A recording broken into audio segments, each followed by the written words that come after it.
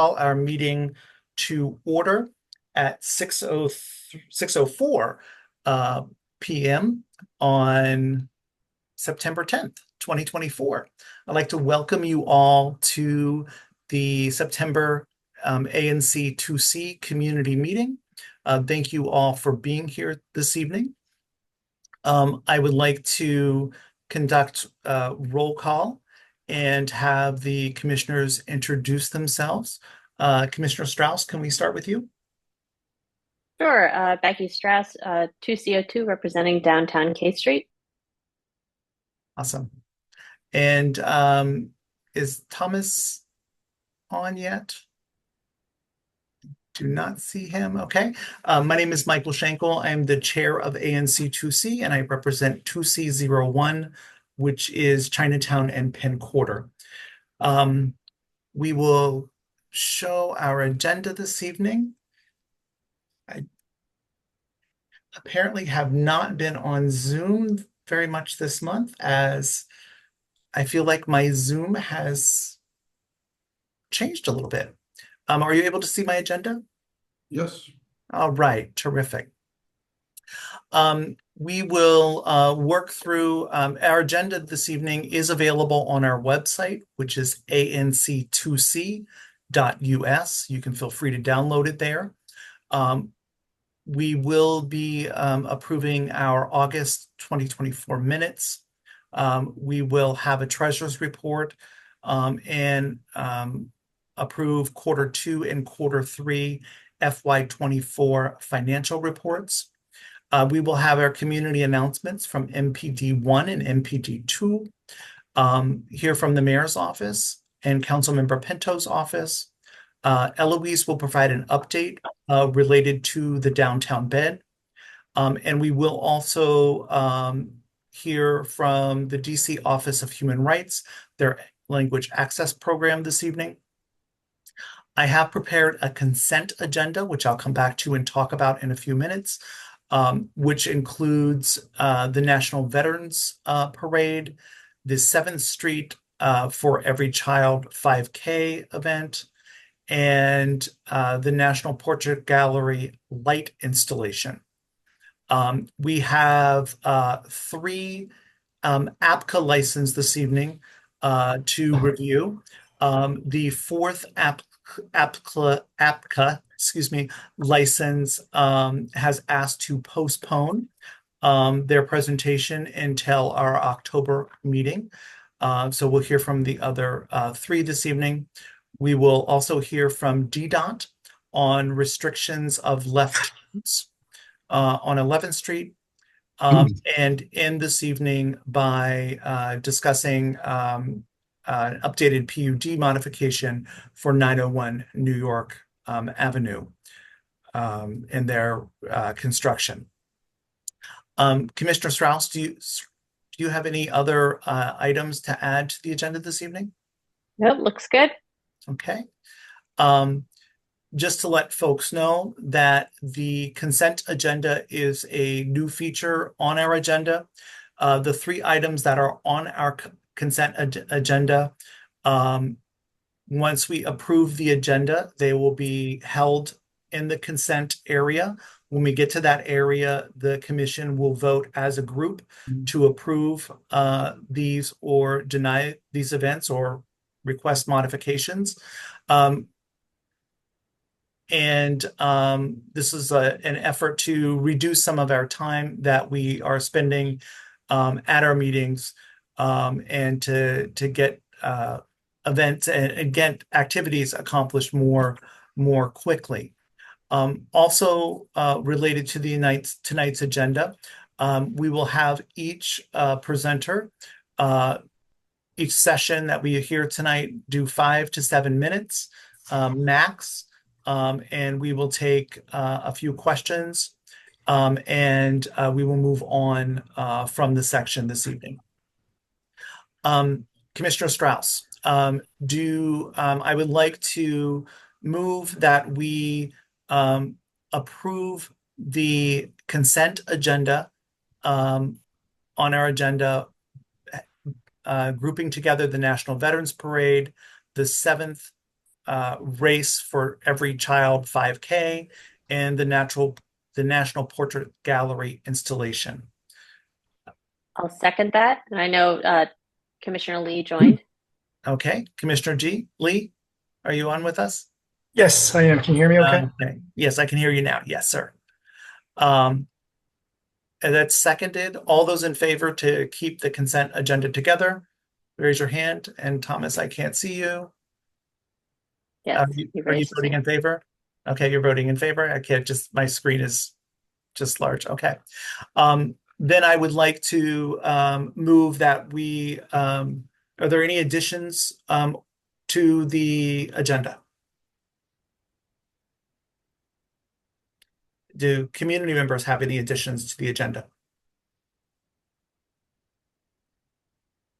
Then I would like to move that we approve the agenda as published. Second? Okay, seconded by Commissioner Strauss. All those in favor? So 3 of 3 commissioners voting in favor of that. All right. Commissioners, have you had the opportunity to review the August 24 minutes? I have 2 modifications to the minutes that I would like to propose. One is they were listed as a special emergency meeting. They were not our last meeting was not a special emergency meeting. And there were a couple places where my name was spelled incorrectly. So I corrected that. That's the only corrections I made to the agenda, made to the August minutes. Commissioners, do you have any other corrections?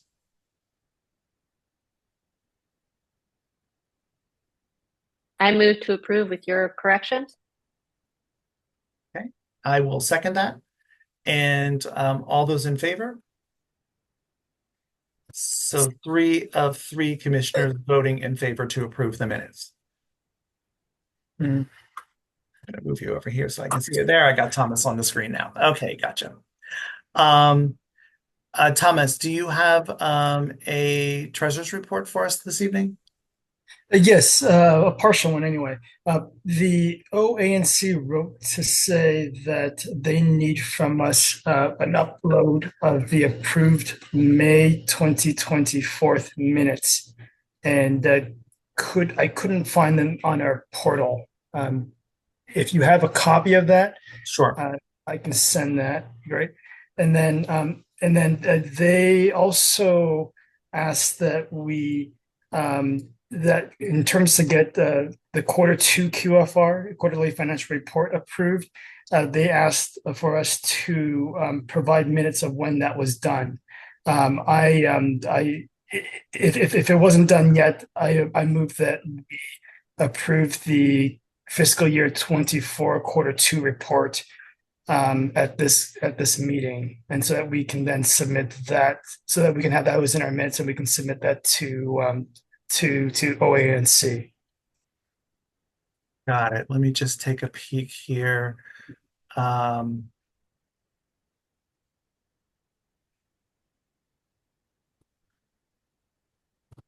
Bear with me 1 second.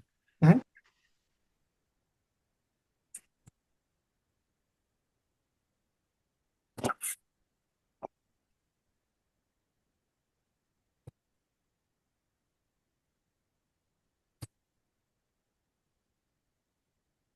It does not look like those that quarterly financial report was approved at the May meeting. Mhm. Okay, in that case, my suggestion is that we just approve them both now in our September meeting. We had already signed off on them Yes. At that time. online, right? We just need to have it in our minute meetings that we approve that for the audio record, I suppose. Awesome. So did I hear you make a motion? Yes, I motion that we approve the fiscal year 2024 Q1 and Q2 quarterly financial report. it'd be quarter 2 and quarter 3. No, it was quarter. Do we have a copy of? We approved it so we approved quarter 1 in May, correct? Quarter 1 should have been approved in January or February. Let's see. Right. Okay. In any case, they're asking for a copy of the May 2024 minutes. So if we have that, then that's fine. If you can send that to me, or if you can upload that up, then I will forward that to OANC.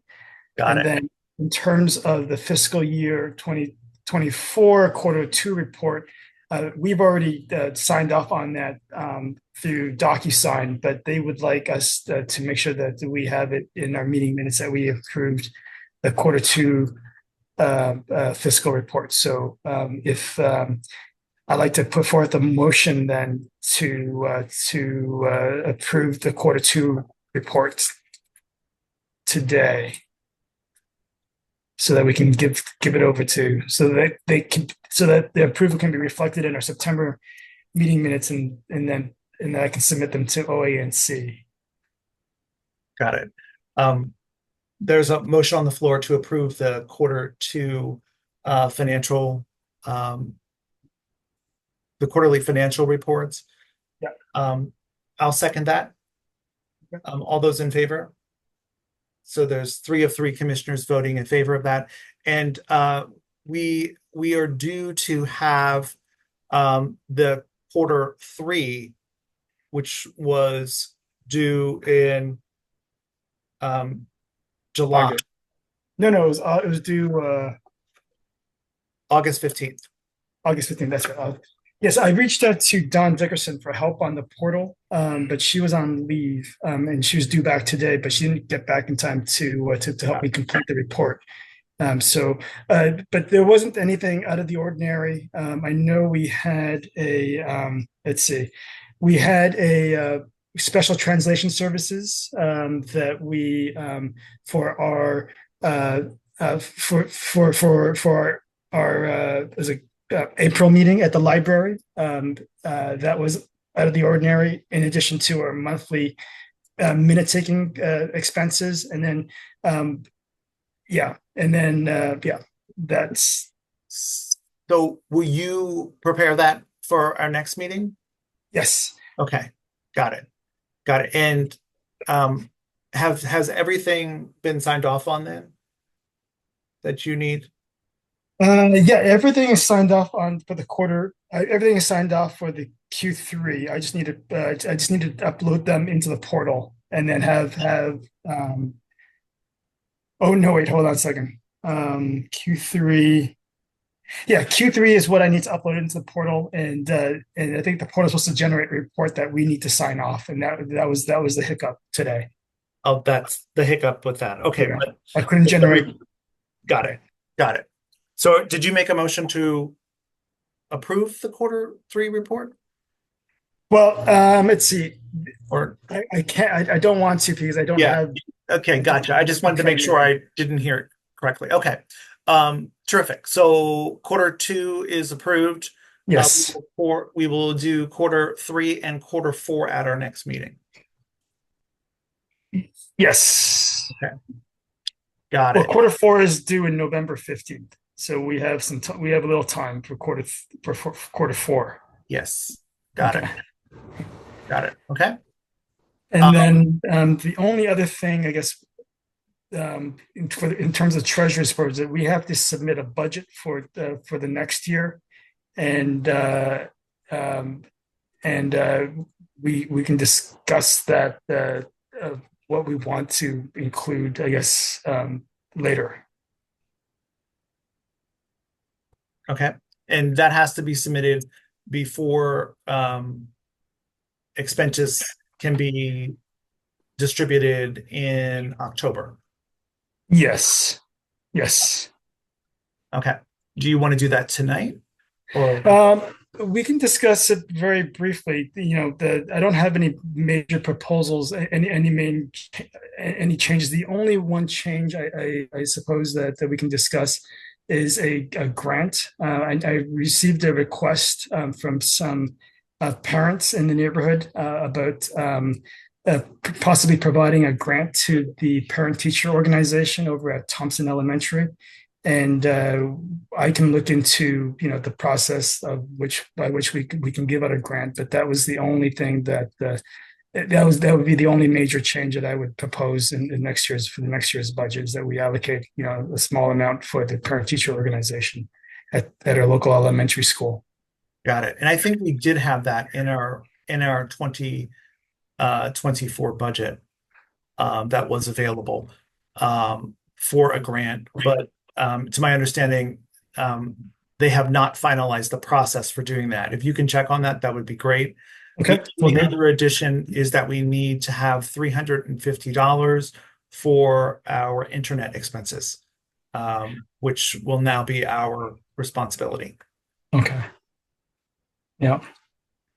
Oh, one last thing. I do have for the most recent for this past month's so for the current quarter, I do have a check I need your signature on. It's for Mr. Peter Sacco. Yep. Seiko and our past due internet fees. Got it. Awesome. Okay. Thank you very much. We'll now move forward with our community announcements. MPD2, do we have someone from MPD2 on? Lieutenant Garvin, how are you? I'm good. You have been busy. Yes. I wanted to make sure I took some time out real quick to speak to everyone. Good evening. I'm Lieutenant Garvin. Okay, so I'll start with. So right now, our department, we have a full activation due to the civil unrest that occurred on yesterday evening. We had a few burglaries. We had a burglary at the 1000 block of I Street. As a lot of you may know, they broke into the Gucci store and stole merchandise. We also had a few destruction of properties. The 900 block of A Street, which was Morgenthau Fredericks, windows were destroyed. 1000 block of H, Ferragamo, and I believe Arc Lurks store, 1000 block of H Street as well. We were able to make a few arrests in reference to those. Sorry, I'm radio down. We were able to make a few arrests in reference to that those incidents. We're going to keep our posture right now for at least for the next few days. Full department means everybody's working, all hands on deck, as most people know that saying. We're going to keep our posture in Georgetown area. They were also hit on yesterday, a few stores, as well as city center areas. So, if you see us, we're out here. We're going to be out here. So we're here to help as always. As far as our crime stats, we did have a couple of ADWs within the last 30 days. One in particular was with our unhoused community, where individuals went to the complainant and got into some sort of verbal altercation, and he was hit with a chain. He has non-life-threatening injuries, but that was pretty much the gist of what happened. And we also had 3 robberies as well. One was in the 1300 block of New York Avenue, which was actually closed by an arrest. An individual brandished a knife requesting cigarettes and U.S. currency. However, MPD was able to get there swiftly and was able to make the arrest once the individual was identified by the complainant. There was a Nicki Minaj concert, I believe, on yesterday that maybe Lieutenant Alali will speak on, but we bordered the 9th Street side of 1D. We didn't have any incidents to report, so we were grateful in that space. Our property crime is pretty steady. It hasn't gone up, but it hasn't also gone down either. So we're trying to maintain our posture with that. Our community outreach has been out there getting information to the stores, letting them know that we've been pushing alarms. We realize that some of our stores that sell merchandise don't have alarms. So we've been pushing that to them. We want to get that out. Anything that can um, help us in that space. We want to make sure that we're able to, our response times are cut down in half. If we can get those alarms going to OUC, they'll let us know what's going on, and we get there and hopefully we can find the suspect, make a stop, and if they did commit a crime, we can make that arrest. That's all I have at this time. Oh, also, our drug-free zone, one last thing. Our drug-free zone will start up on Wednesday, September 11th at 0800 hours, and it will go until Monday, September the 16th at 059 hours, which is, I'm sorry, 7:59 a.m. I'm sorry, I'm speaking in military time. I apologize. Um, the zones will be as followed. The 1100 to the 1200 block of H Street is in Henry. The 600 block to the 700 blocks of 11th Street. The 1100 block to the 1200 block of F is in Frank Street. And the 600 to the 700 block of 13th Street. And that's all I have. Thank you so very much, Lieutenant Garvin. Um, I appreciate your and your fellow officers their quick response last night to the events that were happening around the city, especially at City Center. So we do really appreciate that. Commissioners, do you have any questions for Lieutenant Garvin? Yeah, I have a question. So really, there was a major crime spree around City Center. I assume sort of all at one time in one evening. Is there a pattern behind something like that? Like it's the same groups of people, or it's sort of like there's a couple months where there's no activity and then all of a sudden it happens one night? Is there any way to understand why it happened when it did? Um, there was chatter. I believe that the spree is a direct result or individuals regarding the MPD police involved shooting that took place in the 7th District. The body worn camera footage was released, I believe, on yesterday. And we believe that was a result of that, the civil unrest. Yes. So there was the shooting and then the crime spree right after. Right. So no. So the shooting didn't occur on yesterday. The body worn camera footage was released on yesterday, and I Okay. believe right. So I believe some people may have been upset in reference to that Okay. shooting, and maybe hours later, City Center was hit with a we call it a riot. It was hit yesterday. Like I said, a few stores were burglarized, and it was a lot of destructions of property that had occurred. Hmm. And the crime alarm for retail stores is just like a button, like there's a burglar and they press a button and it goes automatically to the police.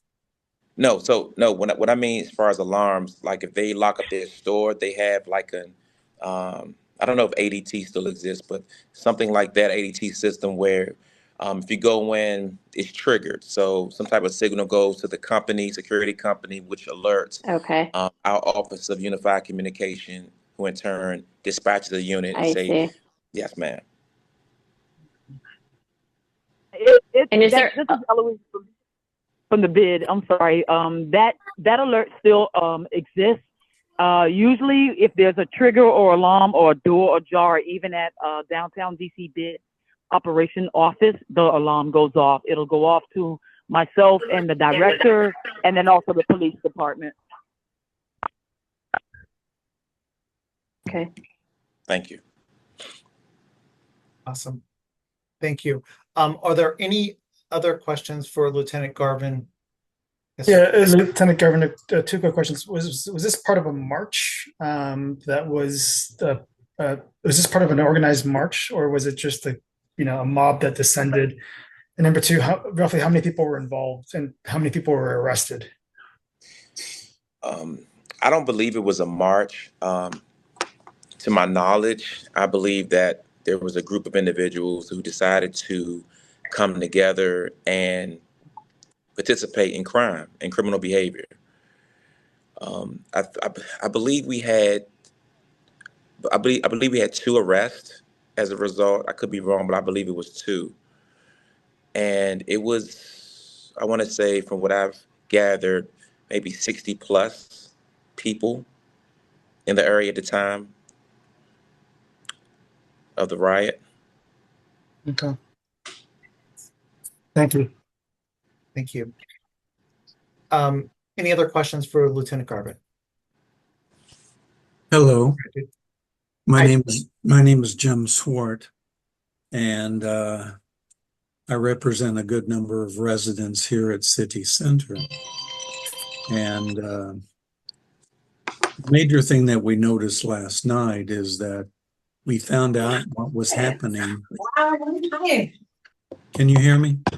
Yes.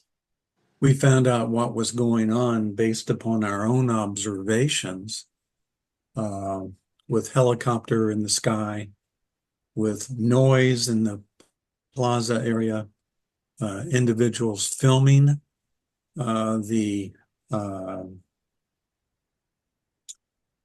destructors who were involved in this.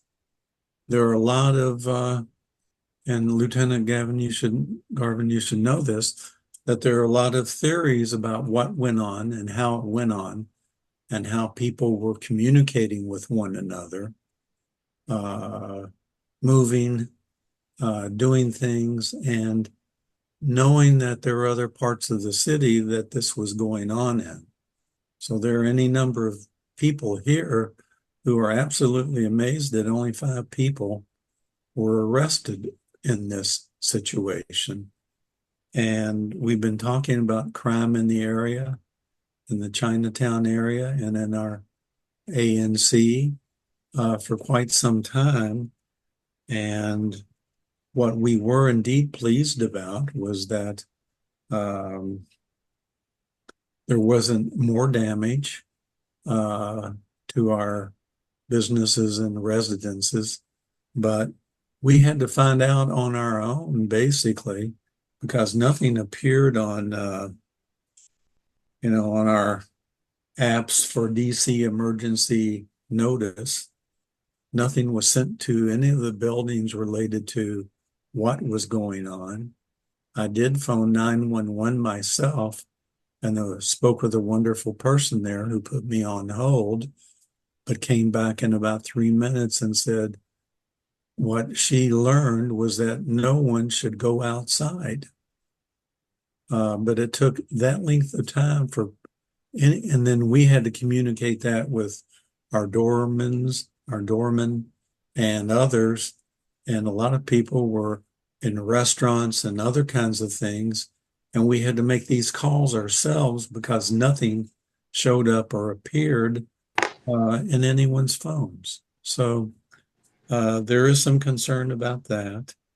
And, and that's all I'll say for now. But yes, we do appreciate the number of police officers who were involved in this, but the length of time it took for notification, we're lucky someone wasn't hurt. Thank you. Thank you. Good evening. This is Captain Harris. I wanted to just jump in for a second. Unfortunately, the area that I'm in, the phone was kind of going in and out when Lieutenant Garvin was talking to you all. But just to give you all a little background so you can understand why the alerts may have been delayed coming out. Yesterday, there was a release of body-worn camera footage in relation to the officer-involved shooting that took place in the 7th District.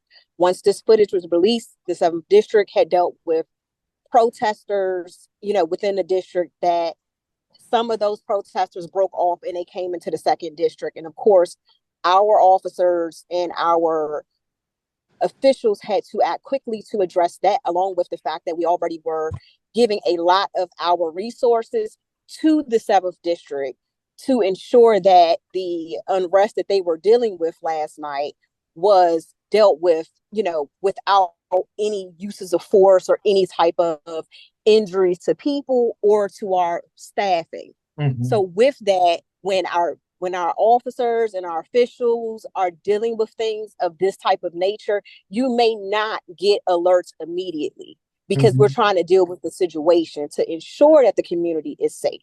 So I do understand your frustrations, and I do apologize for the delay, but that is just to give you a little background. Thank you very much for that, Captain Harris. I appreciate that. And I agree that the first priority is to protect or to get the situation under control. And I'm thankful no one was injured in the process, and that this was just property damage and theft. I say that lightly, that it's just, but there was not anyone injured in this process. And I do appreciate the quick response. We'll take one more question and we're going to move forward. Go ahead, Mr. Marks. Yeah, thank you, Commissioner. So I have a question for Captain Harris. There was also a helicopter that was flying over our building, the Residence at Gallery Place, circling between the sky over a city center and then circling around over our building for at least an hour. What was the purpose of the helicopter?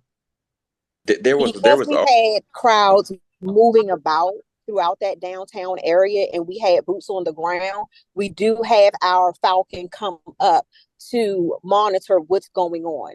I don't know if you remember when the chief spoke on the news about the drones that we have, how we also utilize drones in the air to monitor some of the crowds and things that are going on when we have things of this nature.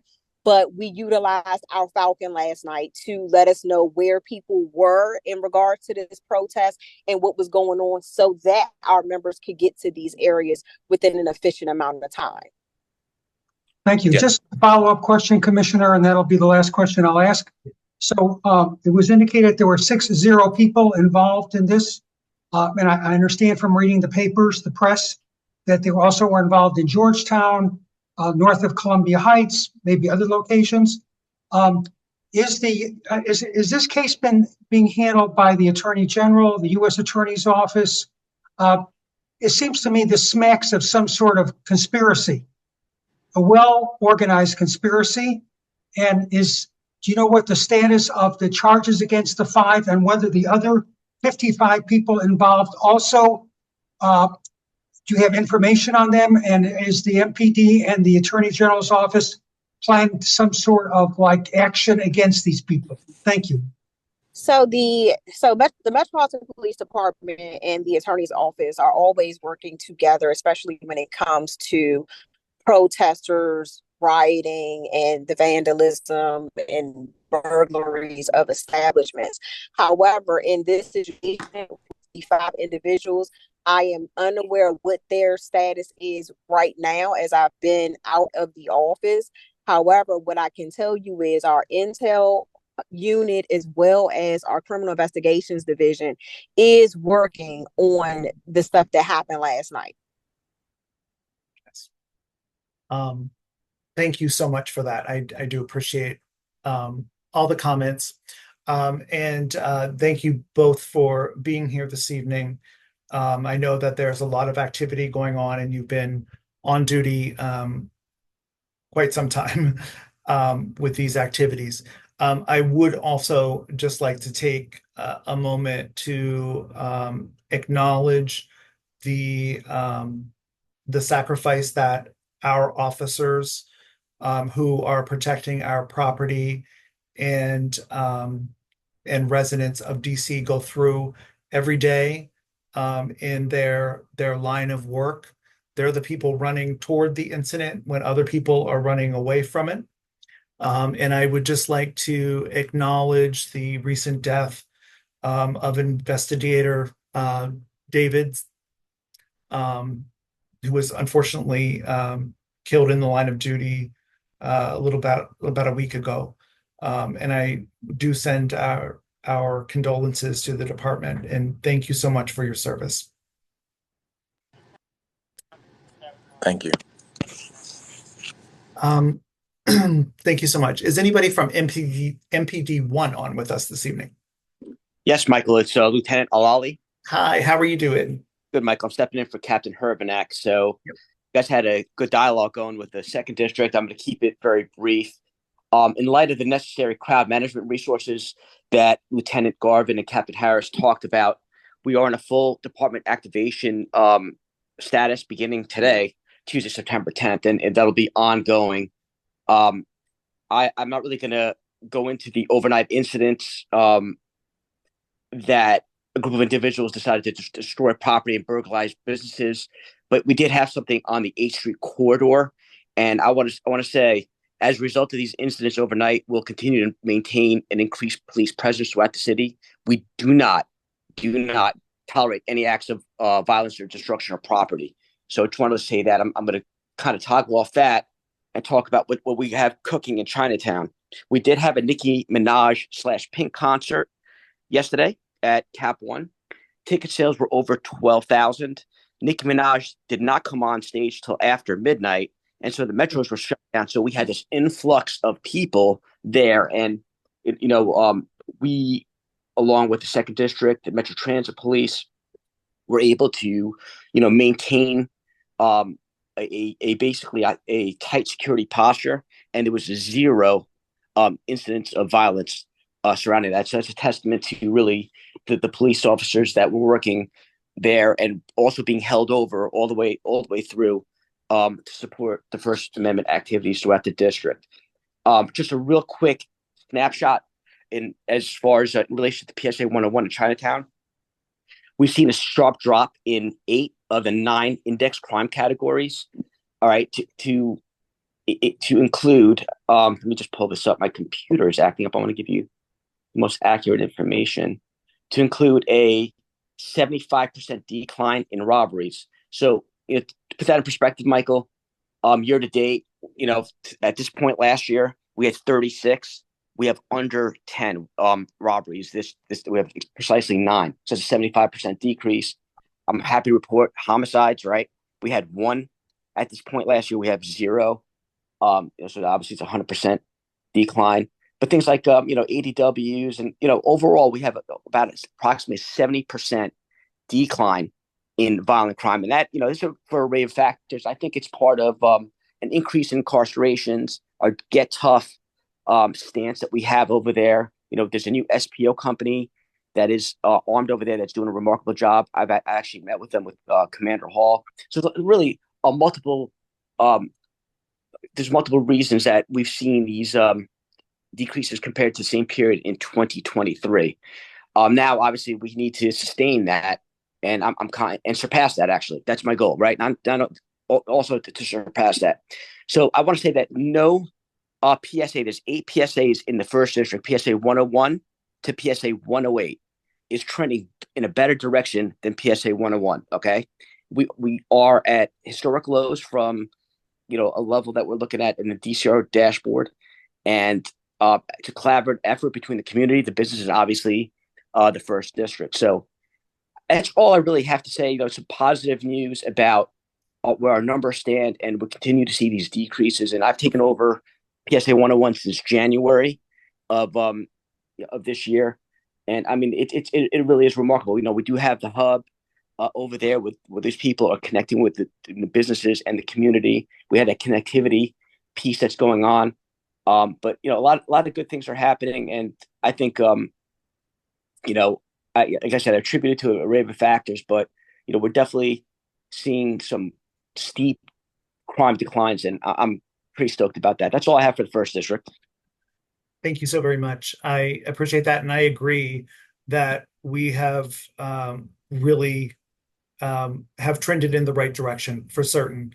And I think that the institution of the community hub, the resource hub, the drug-free zones have all contributed to that, as well as additional officers out on the ground. So I do appreciate that. There are historic lows. We do have incidents like we had last evening, but I think that the message continues to trend very favorable for this part of the city. So thank you very much for that update. Commissioners, do you have any questions for Lieutenant Ali? Okay. Any community questions? Okay, Mr. Marks, go for it. Yeah, thank you. Thank you for the upbeat report. I definitely would agree with Commissioner Schenkel. Things are much better here in Chinatown. I'm the vice president of the Residence Gallery Place Condo Board. 192 units, 300 people live in our building. So I have a question about the hub. I've been in the hub. I don't know how many people have been in it, but it's so poorly marked. It doesn't look to be like, I don't know, it's in these pastel colors. It doesn't look like it's a public safety outpost. I don't know what people walking down 8th Street would go right by it and they won't even know what's going on inside. I know what's going on inside, and it seems like it's like improbable any official action is occurring.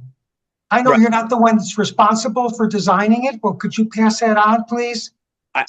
Yeah, go ahead. It lacks any type of it doesn't look like a substation. I do agree with you, but I want to say that these officers are out there, and I hope the community knows about them. These cops are accessible to the residents, Yes. and they are out there kind of like liaisoning and coordinating with different neighborhood businesses. But yeah, I do agree with you, Mr. Marks. It needs. That was my first thought when I saw the hub. I kind of missed it when I first drove by myself. But yeah, I will definitely put it along to the upper leadership. Thank you. Thank you. Thank you. And we have one additional question, and this will be the final question. Nancy. Just to prove that I am nothing if not consistent, the hub still does not have any real usability by wheelchair users. There's neither a door opener nor a doorbell. So perhaps Commissioner Schenkel, you and I can figure out how to solve this offline. Yes, absolutely. I will personally buy an electronic doorbell ringer to install on the building to make it happen, because we've been asking for this for quite some time. So consider it done. Right after this meeting, I will order it and we'll take it to the hub. Thank you. Thank you all so very much. I appreciate you, Lieutenant Ali, for being here tonight and for your service as well. And again, our condolences to MPD1 as well. Thank you, Mr. Schenkel. Thank you all. We'll move forward with the Office of the Mayor, Ward 2's Mayor Liaison. Ms. Ty, how are you? Good evening, everyone. I was so excited. I was hoping to see you all in person today. I was outside of MLK and I got the reminder that it's virtual. So I'm in my truck right now, but very happy to be here. I'm going to go ahead and share my presentation with you all in just a second.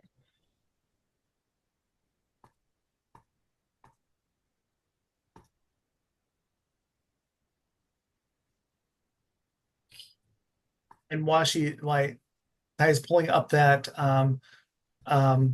presentation, I would like to let folks know that we were not able to do our meeting in person at the library tonight due to an event that was occurring there.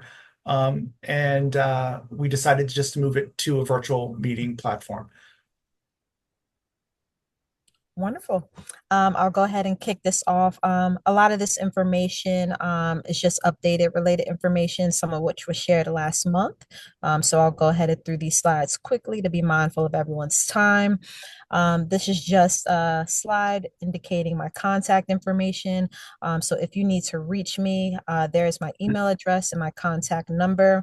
Again, as a MOCR, my primary focus and goal is to identify and address constituents' concerns, specifically those of Ward 2 residences. And so again, there is my contact information and some of the comments that were made throughout the meeting so far. I will go ahead and address that towards the end of the slideshow presentation. All right, here is the ward managers. And so, of course, we're all representing Ward 2, but if you have a family member or a friend who lives throughout the district, please feel free to direct them to the appropriate ward manager. Their contact information, their name is listed on the left side of the slide. So please feel free to utilize those resources in connecting with the other ward managers in DC. If you're ever looking to invite the mayor to a meeting, to an event, I have attached the link. Chairperson has the PowerPoint and also can distribute that PowerPoint to you all personally so that you can click on the designated links. I do encourage you to subscribe to the mayor's newsletter, which goes out every Friday, just so that you all are up to date on all the latest topics, events, and whereabouts within the District of Columbia. The hub, which we all were just recently talking about. Typically, you can find me there on Thursdays from 1 to 3 p.m., just assisting any walk-ins that may come into the space. Your concerns, suggestions have been noted on my end, so I will take that to leadership following this meeting, just to go ahead and share the thoughts of this meeting that was provided. So I'll go ahead and pass that along to leadership in regards to those comments. But again, I can be found there typically on Thursdays, 1 to 3 p.m. To address and assist any walk-ins that may come in with concerns that they may have. And oftentimes we do have representation, always have representation from MPD, from Department of Human Resources, and depending on the day, we'll have other agencies representing the hub also. 311 app. If you haven't done so already, I do encourage you all to download the 311 app. It's user-friendly, easy to access. And so, oftentimes if there is illegal dumping or a trash bin hasn't been picked up, the 311 app is a great resource to use to identify those issues. And it gives you real-time response in terms of expected completion dates. In addition to that, you also are more than welcome to reach out to me to connect or to submit a request on your behalf if you're unable to. But definitely highly encourage you all to download that resource app. And here are some hiring alert updates. Office of Unified Communication is looking to hire 20 telecommunication equipment operators. So if you or someone you know is interested, please pass this information along as the application period ends on September 30th. And we have some more job opportunity resources. The DC Public Library, in partnership with Departments of Human Services, are looking for candidates, and they actually have an upcoming job fair, which will be taking place this Thursday, 2 p.m. to 5 p.m. at Anacostia Public Library. So again, if you or someone you know is interested or looking for job opportunities, please take advantage of this information and please share it to the appropriate people. On Friday, September 20th from 11 to 2, MPD will be hosting a public safety job fair with 8 different DC agencies. So again, if you or someone you know are interested, please use the designated link to RSVP. And I won't go through all, but these are additional resources for some upcoming opportunities for the youth, a disability career fair, and the save the dates for the LGBT community hiring fair also. So definitely encourage you all to jot down on the dates and the information and locations for those that are eagerly looking to get out there for different opportunities.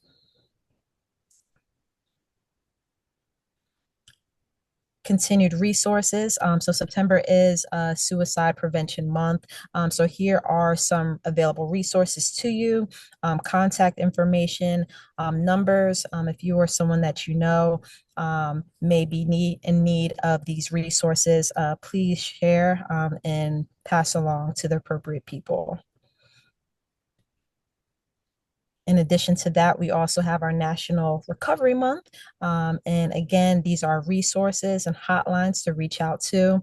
The support system include the following in terms of recovery support, care coordination services, life skill supports, environmental stability, and et cetera. And so I do encourage you all to pass along this helpful information as it could be a blessing to someone else that you may know.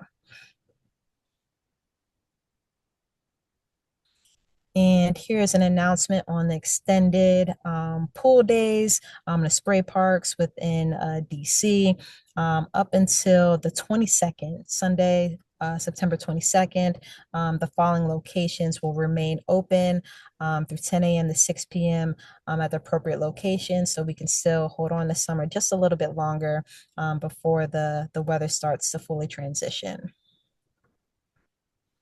Upcoming events, we have the continuation of Jazz in the Park taking place on Tuesdays and Thursdays at 6 p.m. Yesterday, had the opportunity to staff the mayor in preparation for Theater Week. So I do encourage you all to utilize the link below to check out some upcoming shows that are going to be taking place in the area.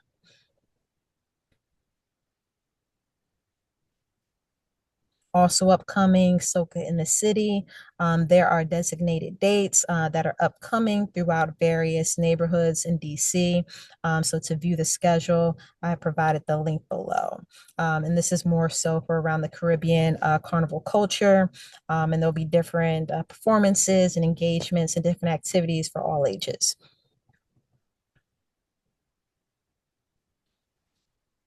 So here I like to call kind of the cheat sheet for my core team.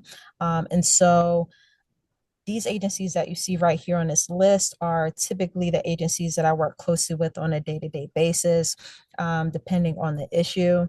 And so I have listed them here also. So that you can just be aware and also know who to contact in regards to any issue that you may have. Please, as always, notify me to put me in a loop, but working closely with different issues or concerns, these are typically the go-to agencies that I do work closely with. If there is an agency that's not listed here, please let me know and I can provide that contact information for you. Areas of focus on behalf of the mayor's office is public safety as number one. I won't shed too much light on this as we had a full report from MPD, but that will continue to be the primary focus. So I appreciate MPD and all of our partners who are working tirelessly day in and day out and diligently to make sure that our communities are safe. Another area of focus is revitalizing downtown. And so I have provided a full report with the link attached so that you can see the vision and the opportunity that downtown has to continue to blossom and flourish. And also education, just kicked off school. I think it was about second or third week now. So here's your back to school guide, not only just appropriate for the children, but for the parents and for the caretakers also. And I have provided additional information for those that are still looking to enroll within the school and have not done so already. These are resource links for a wait list that you can work towards making sure that our young people are in schools and have the opportunity to continue their learning experience. And last and not least, Instagram and Twitter or X is up and running. So please follow us on those platforms. That will be another means of communication. So I will be working towards making sure that that's maintained and upkept properly. Again, I know a lot of our constituents do utilize social media as an outlet or a means of communication.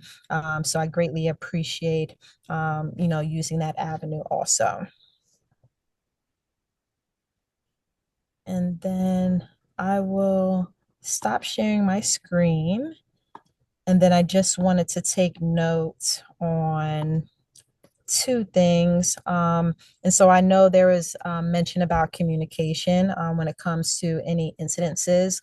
As your MOCR, your Ward 2 manager, please always feel free to contact me too.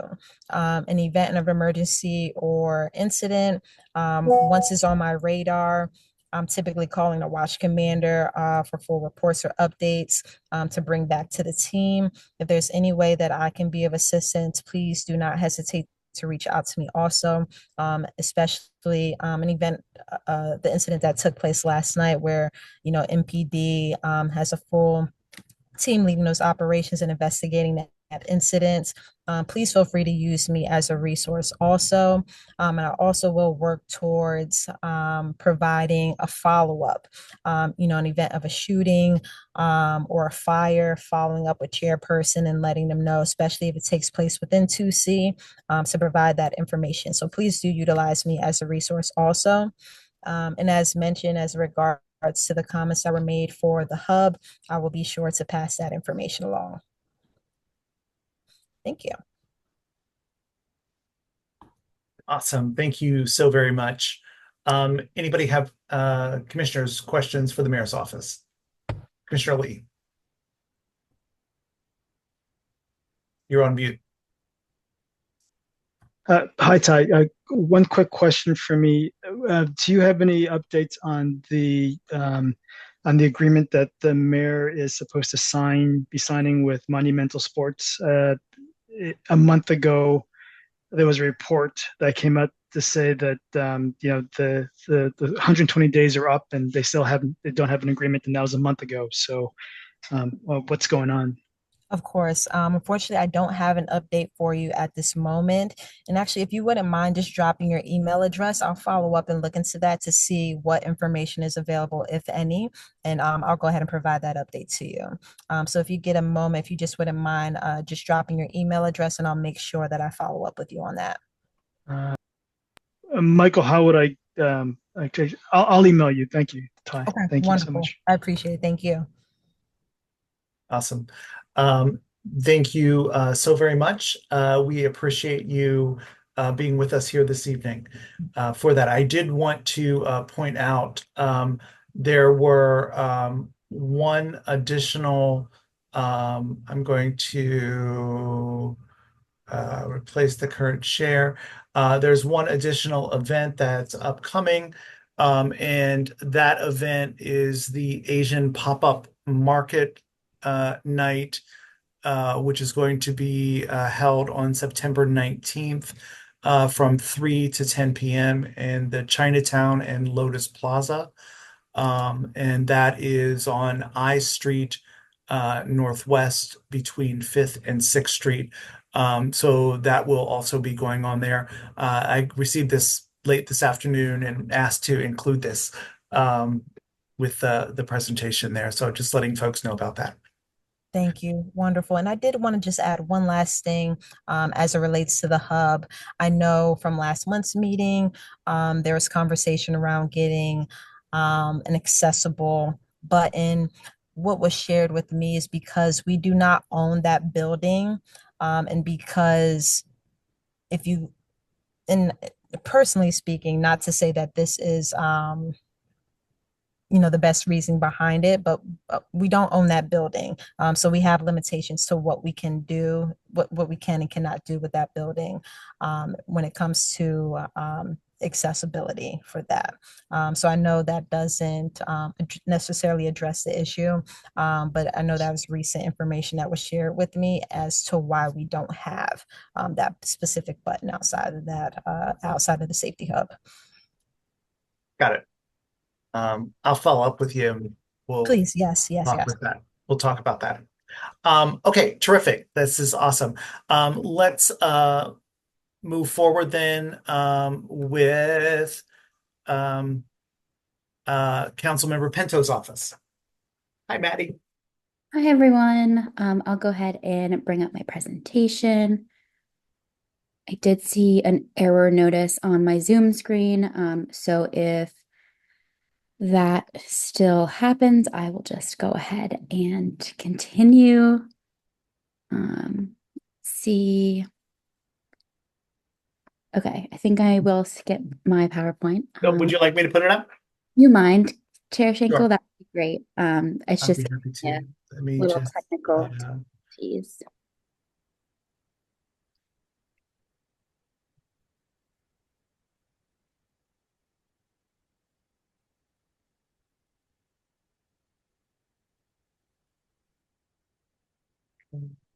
just 1 second. Take your time. Thank you. It's been really great to be in 2C very recently. This past week, we were over at MLK Library for Kindergarten teachers had a mixer kickoff for the first week of school. So it's really great. I think I saw some of y'all there, which was wonderful. Also over in City Center for the 50th anniversary, celebrating the Washington Capitals. And then over Saturday at the DC State Fair, we got to announce our culinary winners. I will definitely be entering some sort of food as a contest for next year's fair. But great to be in the ANC. And I'll just start by giving a few legislative and recent updates. So the council's next legislative session begins on Monday, September 16th. And the fall legislative session is expected to be extremely busy. Council members are working to pass legislation before the council period ends in December. So when a council period ends, legislation that has not passed will then need to be reintroduced in the next council period. We will have at least one new council member in January with the retirement of council member Vince Gray in Ward 7, and council members and ANCs elected this November will be sworn in on Thursday, January 2nd. So as the fall legislative session begins, the Committee on the Judiciary and Public Safety will be focused on many things, but two critical priorities. So the first regards the extremely serious federal bribery allegations leveled at the Ward 8 council member Tran White. Chairman Mendelson plans to remove Councilmember White from his chairmanship of the Committee on Recreation, Libraries, and Youth Affairs, also referred to as RLYA. So an ad hoc committee of all the council members will be established, and that will be investigating Councilmember White's conduct. We know that these allegations really harm public trust in the entire DC government. Councilmember Pinto was particularly concerned that these allegations involve contracts for our violence interruption programs and intervention programs. So she plans to hold public oversight hearings to evaluate the potential reach of these allegations and to help restore public trust in our violence intervention efforts, specifically with the ONE's office or the Office of Neighborhood Safety and Engagement. The next priority is the committee will focus its oversight on OUC, or the Office of Unified Communications. This is our 911 operation center. There has been continued errors, unacceptable errors and incidents at OUC. So Councilmember Pinto knows that we have to have fast and accurate, reliable emergency response, especially when lives are on the line.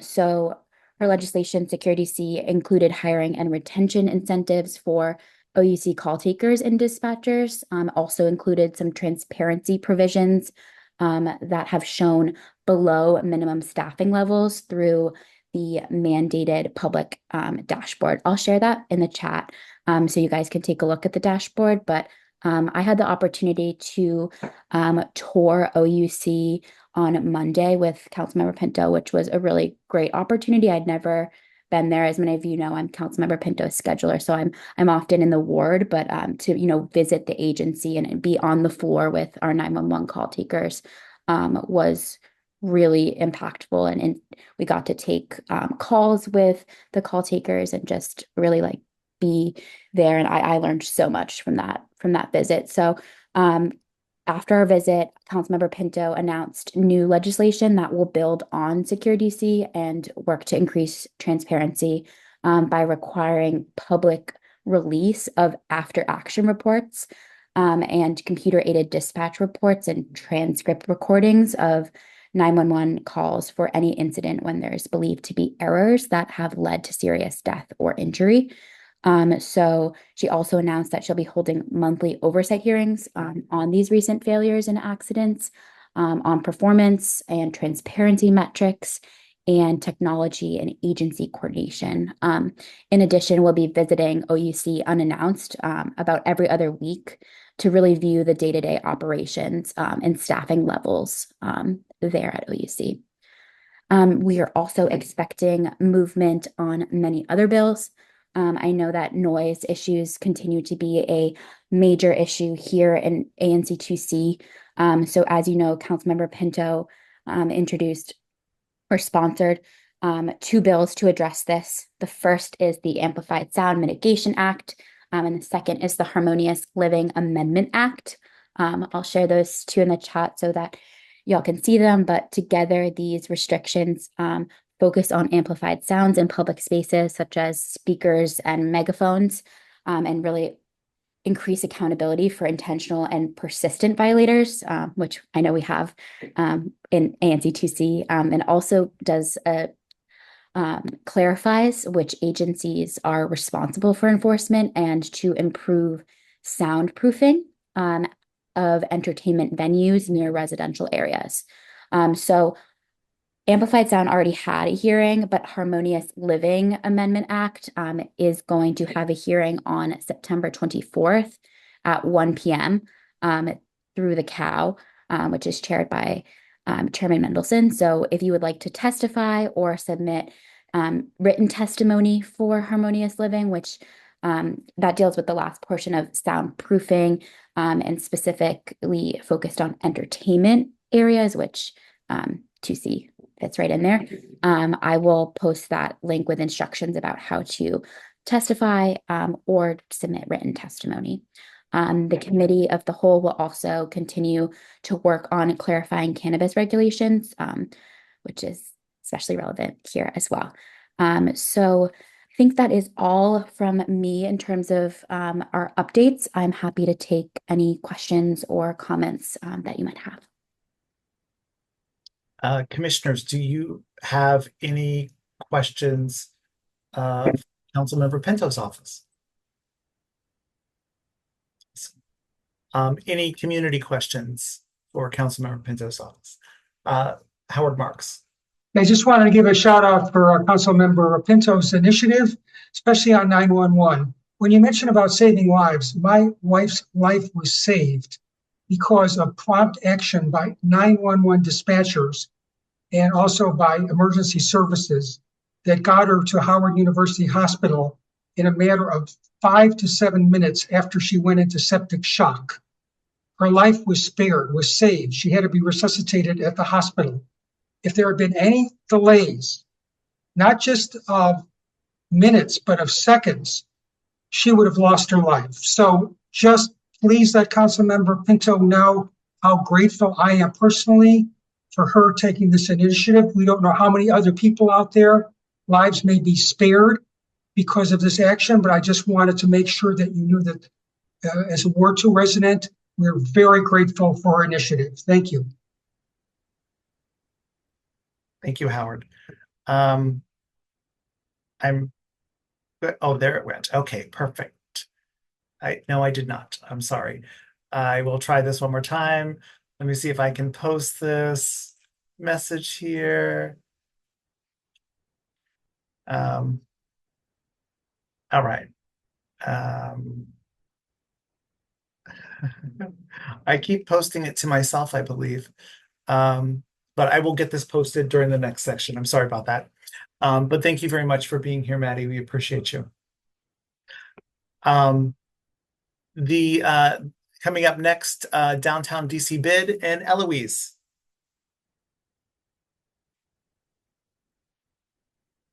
Good evening, everyone. Thank you. I just want to say thanks to everyone on this call for their participation in making downtown DC bid, especially the downtown area and Penn Quarter a village. We're all pulling together to ensure the safety and the comfort of everyone. As I stated in the last call, I live in Penn Quarter area off of Pennsylvania Avenue at Navy Memorial area, and I just want to say thank you again for all the effort. I'm not trying to rush through our update, but I am literally out of the country and I'm boarding through customs. So I wanted to give our updates for the bid.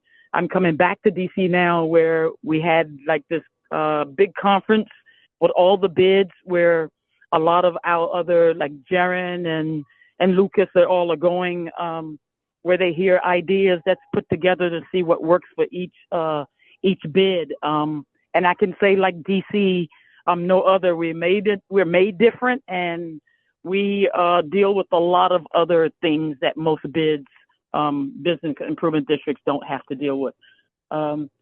I want to just go into some of our few updates really quick so that I can get back home.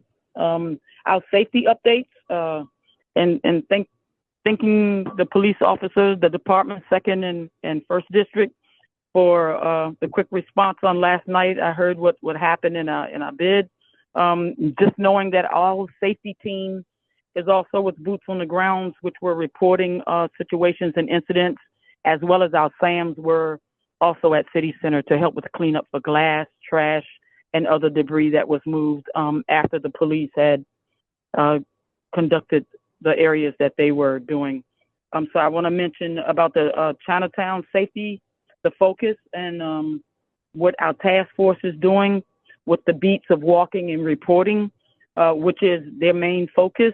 The other thing is establishing, the engagement with our local communities and cultivating a strong partnership.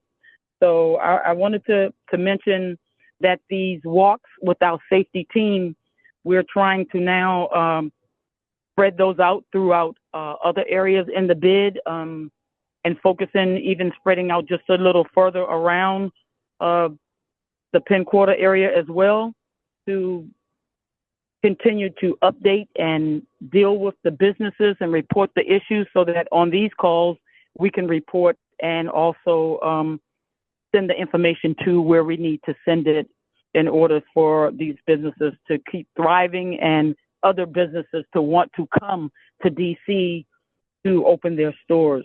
I know that the focus around the Portrait Gallery art installation was mentioned earlier, and DC, downtown DC bid is also a part of that. With Flex Gonzalez and the light installation, we're collaborating with the National Portrait Gallery, and that activation is tentatively scheduled to take flight October 16th through July 20th, 2025. So that's October 16th, 2024 through July 20th, 2025, between A Street, E, and F. And then I just want to also highlight our team for our SAMs, which is out on the field, in the field, should I say, on the streets, boots on the ground, still trying to beautify the district, and also Penn Quarter area where we have our planters there. And then also the street cleaning, curb lines. We're focusing now, getting ready to do a heavy lift with pressure washing, with gutters, also trying to put a deep focus on getting ahead of leaf season, making sure we don't have any backups for guttering, pressure washing, trash and recycling bins, also any grease spots, and helping with rodent control through the city. Or should I say through our bid in the Penn Quarter area. Awesome. Is there any questions? We do have, commissioners, do you have any questions? Commissioner Lee. Yeah. I just got a quick suggestion. Thank you so much for doing all the work, especially the last part on improving the pedestrian experience in Penn Quarter and Chinatown, especially given that area is so heavily trafficked and gets so many visitors from here and abroad. Quick question, a quick suggestion for you would be to perhaps you can also pay a little attention to the tree planters. A lot of them have, they look like they have burrows where rats have been burrowing in.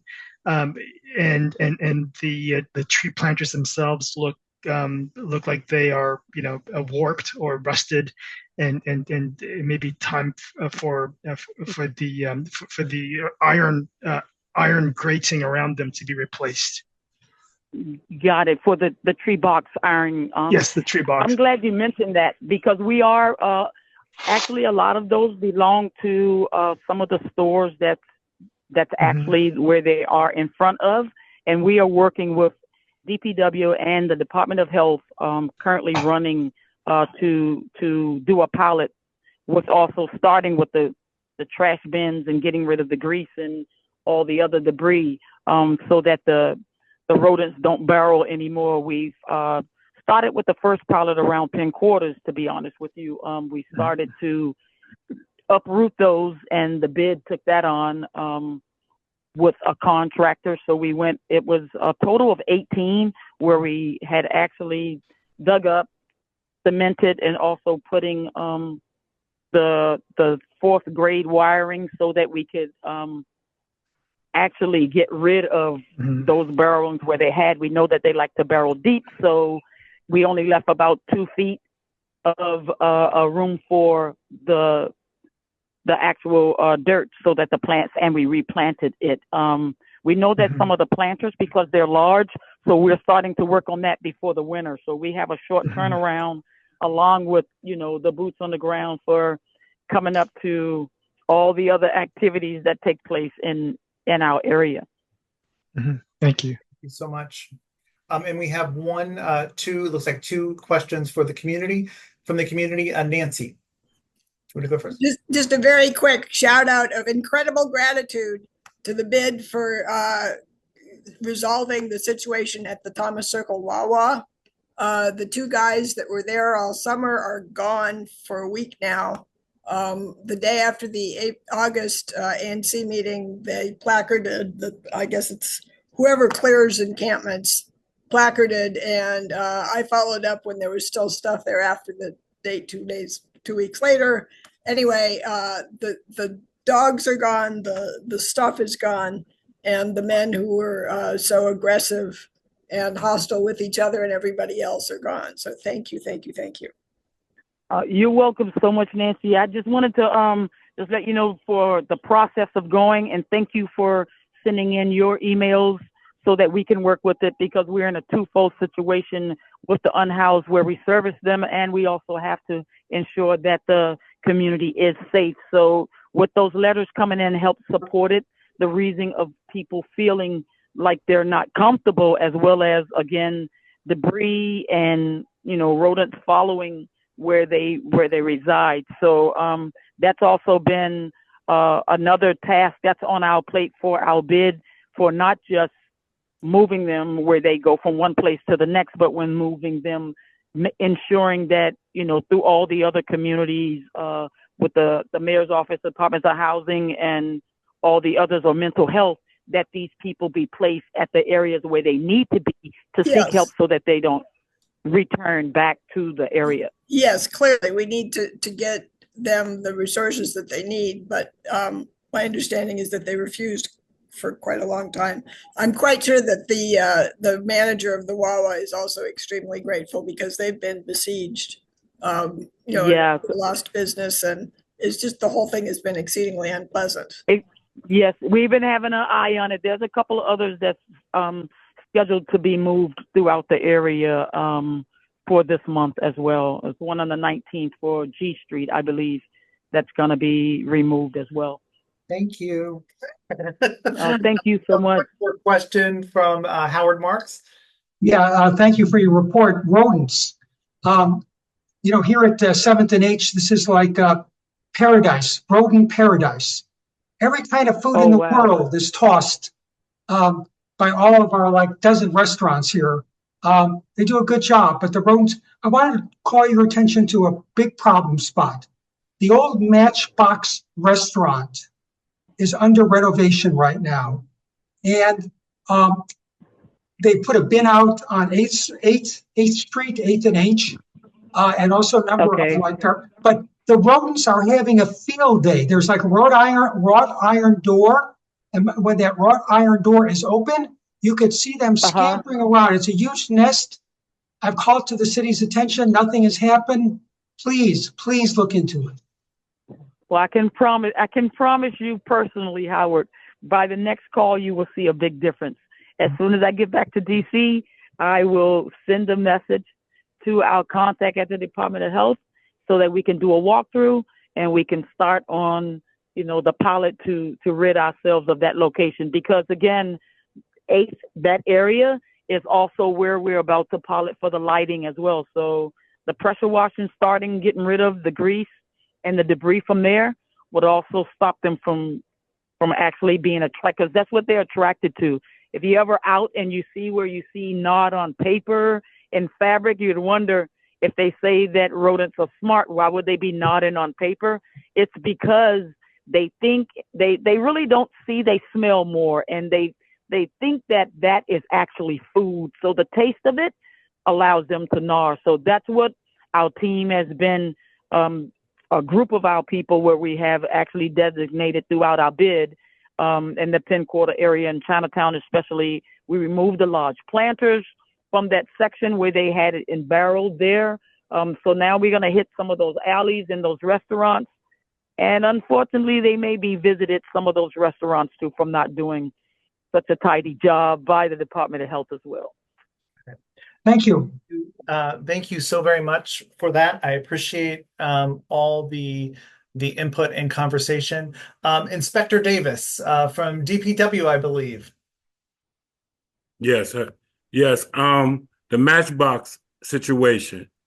I have issued them several citations, but once they shut their door, I don't have the authority to go into that door.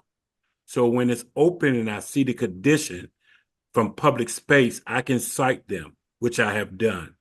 So we are aware of it. I am aware of that location, but like I said, I don't have the authority to go into their door. If it's open and I see it, I cite them. Yeah.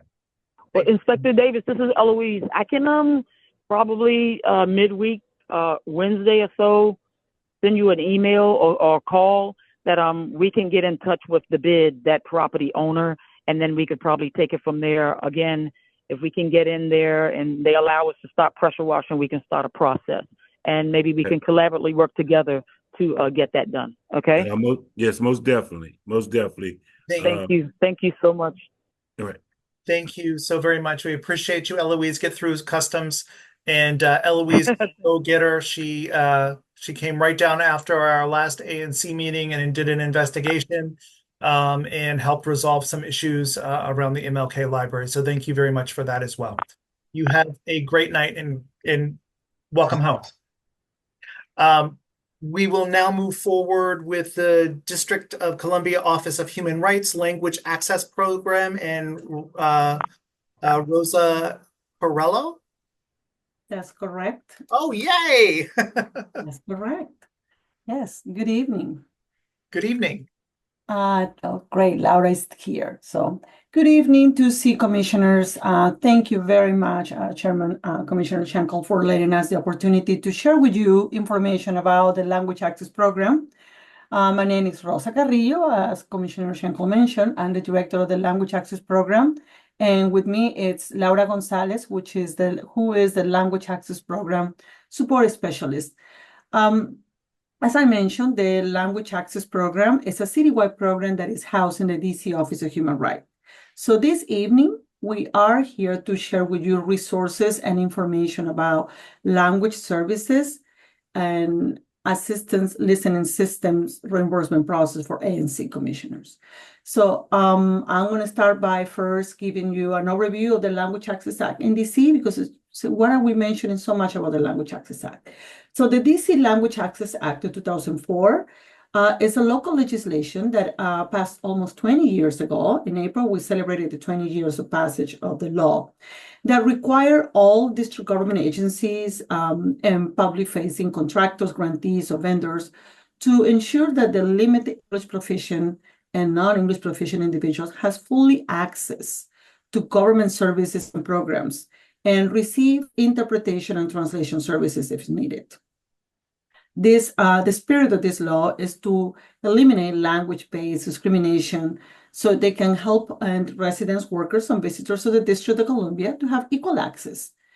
So our mission in the program is also to ensure that we enforce and as well help community to understand the language access rights in the district. Now, I give you this overview, although the Language Access Act doesn't have jurisdiction over ANCs, as well as to City Council. However, there are resources available, and we have a presentation that is almost 20 slides, but we're just gonna go over to the main ones, and I'm asking Laura to support with that right now. So we can move to the next one, which is basically to ask you your help in terms of promoting among your ANC commissioners that there are resources available. And this is due and thanks to the ANC reimbursement for translation and interpretation service, which is the Ombudsman Act of 2016, will give the opportunity and the resources to ANC commissioners to get reimbursed for language services. Which ones are those? Written translation and oral interpretation services. So your residents, your constituents can be able to participate in meetings without eliminating language barriers. Also, this reimbursement covers a lot of the assistant listening services. And this is for rental or purchases of those devices. But those three are costs that we can reimburse to you all. I'm going to move to the next one, Laura, so we can just go straight to what it is. As I mentioned, this will cover services for verbal interpretation. And during COVID, most of the interpretation was conducted in the video remote, like we can, during Zoom meetings, also interpretation service can be provided, and as well in-person interpretation service, translation of written documents, as I mentioned, to the system listening system rental or purchases. Next one. And we are passing quickly because this is a presentation that takes a little more longer time, but I just want to take this moment to just share with you. One of the things that you probably want to be aware of is the type of interpretation services that can be reimbursed during this, with this legislation, which is telephonic interpretation, in-person, and virtual. The telephonic interpretation is mainly to those calls that are more in the conference call. And if you needed to have probably a meeting with one of the constituencies who needs to provide services or just express any information, you can have this access to telephonic interpretation service. And we're going to share with you later on who are the vendors that are being certified and also selected by the District of Columbia, and they have a special rates for the district government agencies, including ANCs. Next one, Laura. The type of interpretations that you can also have in oral interpretation, it could be consecutive and simultaneous. I forgot to mention that because I heard earlier that you also conduct your meetings in person. So if there is in person and you need interpretation services, you can also have this simultaneously. That means that you won't be losing any time or your meetings by pausing and giving the opportunity to the interpreter to provide interpretation services. You can also, with this reimbursement program, you have access to interpretation equipment, so they can make it simultaneously as you are speaking or presenting. In terms of document translation, ANCs may receive reimbursement for document translation service costs for any meetings, agendas, and minutes, outreach material, written motions, contract application, and brief, anything that is related that is produced by ANC. Now, if there are agencies that are doing a presentation and they are bringing material, the agencies are responsible to provide the translation of the material. Anything that is produced by ANC, yes, we are able to reimburse for the cost of that translation service. Next, Laura.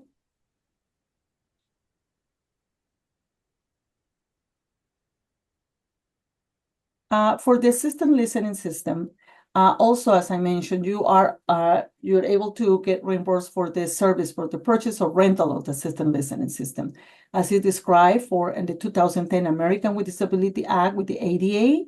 So this is mainly applying to the ADA systems that are available.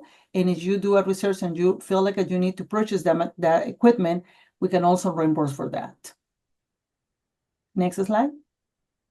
And how to request reimbursement. And tonight, Laura Gonzalez is with me because she is the point of contact for any reimbursement processing.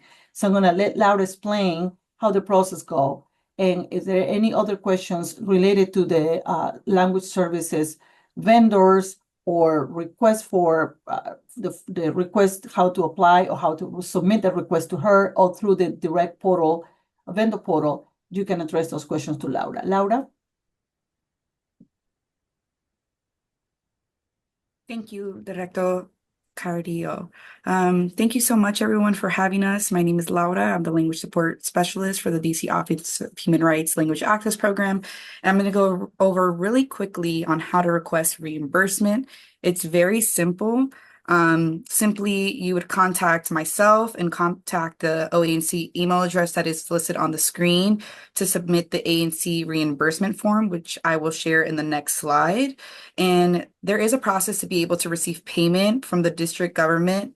And that is strictly a little bit complicated because you have to make sure you have your updated contact information if it's before October 2022, excuse me.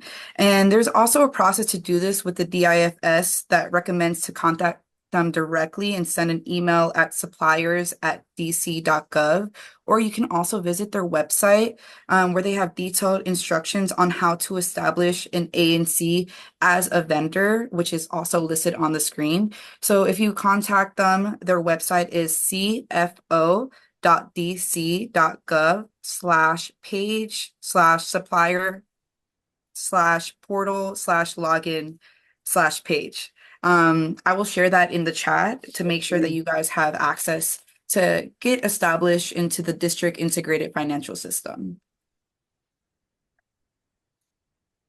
So the next process is to make sure that ANCs that have been established via the Procurement Center for Excellence before October 2022, they will not have to create a new DIFS account unless you're changing any information for your contacts, such as your phone number or email address.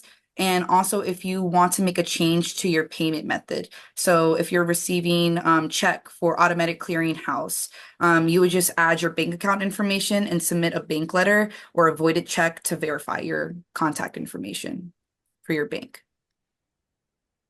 So after you complete it and you're inside the system, what you're going to want to do is submit a service quote for the language service that you requested with the vendor. So it can be translation, interpretation, or the assistive listening system vendor.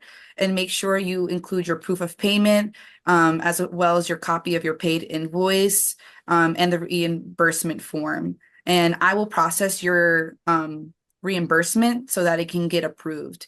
And also, after this, ANCs will receive reimbursed funds from DIFS via ACH, depending on the information that was provided to the DIFS system. And this is simply how you would get reimbursed for language services. And if you wanted to know how long was the estimated time, it's about 5 to 7 business days once I am able to upload this information into the DIFS portal. So this is on the screen now, what it looks like for the ANC reimbursement form. This is filled out and it shows you information from just Jane Doe on how you would submit it to. And the bottom section is what I would fill out for it to be approved. Essentially, I would just put it if it's a media interpretation, a document translation, or assistive listening system. And you can put all these on one form. So if you had multiple meetings or multiple translations that you needed to get reimbursed for. So finally, I just want to let you know, as a friendly reminder, the deadline to submit reimbursement requests for fiscal year 24, so it's going to end September 30th, will be October 6th, 2024, or as soon as possible. I do recommend moving forward for the new fiscal year, for fiscal year 2025, that you do submit your reimbursement requests on a monthly basis so that we're making sure that we're staying consistent and updated with your language services. And finally, I want to bring to attention, these are our 3 preferred vendors: Adian Consulting Solutions, Inc., also known as AXI, Multicultural Community Services, also known as MCS, and the third is TransPerfect. On the screen, you see the contact information if you want to reach out to these vendors for any quotes or how much things cost for the language services, and making sure that you receive their quote and their invoice so that you could then be reimbursed for translation, interpretation, or for the assistive listening systems. And that comes to a conclusion of our presentation today, I did want to provide on the screen. If you are interested, also, we do provide Know Your Rights trainings for constituencies. You can reach out to Director Carrillo or myself. Our email is on the screen, is also in the chat as well. Thank you, Laura, very much. There you go. Thank you. And just want to make sure that you all know that you are not restricted to use any of those 3 vendors. You are free to use any other vendors. However, we are sharing with you the name of the vendor has been approved by the district government to provide services. As I mentioned, it has a specific fixed rates for written translation and oral interpretation services. So feel free to do that. And again, just to stress out how important it is to have these available services so your community members can freely participate in meetings and that be able to also provide feedback. We have also recommendations for outreach community members and different communities in different ANC areas. But due to time, we can be able to share that presentation to you as well as other resources. Laura will share that in the chat if it's possible. Our website where we will have a tutorial a virtual tutorial, right, Laura, where we can step by step how to fill up those forms and the steps in terms of submitting the paperwork for reimbursement. Thank you again for the opportunity, and I hope to get as many services requests for reimbursement. The resources are available, so that's the beauty of this program in terms of reimbursement to you all services. This is really helpful for us. It is a need that we have identified. So I appreciate you bringing this to us and alerting us about this possibility. So we will definitely be taking advantage of this for sure. Thank you. Commissioners, do you have any questions? I have one community question. Nancy? Just quickly, does your website have a list of the languages covered by the vendors that you already work with? And does that include American Sign Language? Yeah. Yes, our website has the list of the vendors called the Vendors Information Guide. Doesn't include the rates because it has to be public, but it has the contact information for each one of the vendors. No for ASL. It's not ASL interpretation service is not covered under this program. That is a different reimbursement directly with ANC, with the office. Okay. Is interesting because it's only we are covering reimbursement for the equipment, but are not for the ASL interpretation. Got it. But okay, thank you. Good Thank question. you very much. We appreciate you being here tonight. Thank you. We would like to move forward on our agenda. Next item is our consent agenda, which has been approved as a group. First of all, we have the National Veterans Parade for Sunday, November 10th, 2024. We have the 7th race for Every Child 5K, sponsored by Children's National Health System on October 19th, 2024. And we have the information related to the National Portrait Gallery lighting along H Street Northwest on between E and F Streets. And this is an installation that will go from October 16th to July 24th, 2025. I'd like to move that we approve the consent agenda as published. Second. Seconded by Commissioner Strauss. All those in favor? 3 of 3 commissioners voting in favor of that. We will send letters of support to all of your, if you're on this evening, to all of your organizations for these 3 activities. So thank you very much. We will move forward with the alcoholic beverage and cannabis licensing. First up on our license is the Continent DC. This is APRA 128701. This is for a retailer's Class C, a substantial change to the license. And do we have Mr. Jackson on with us? Do we have anybody from the establishment? Okay. Hang on one second.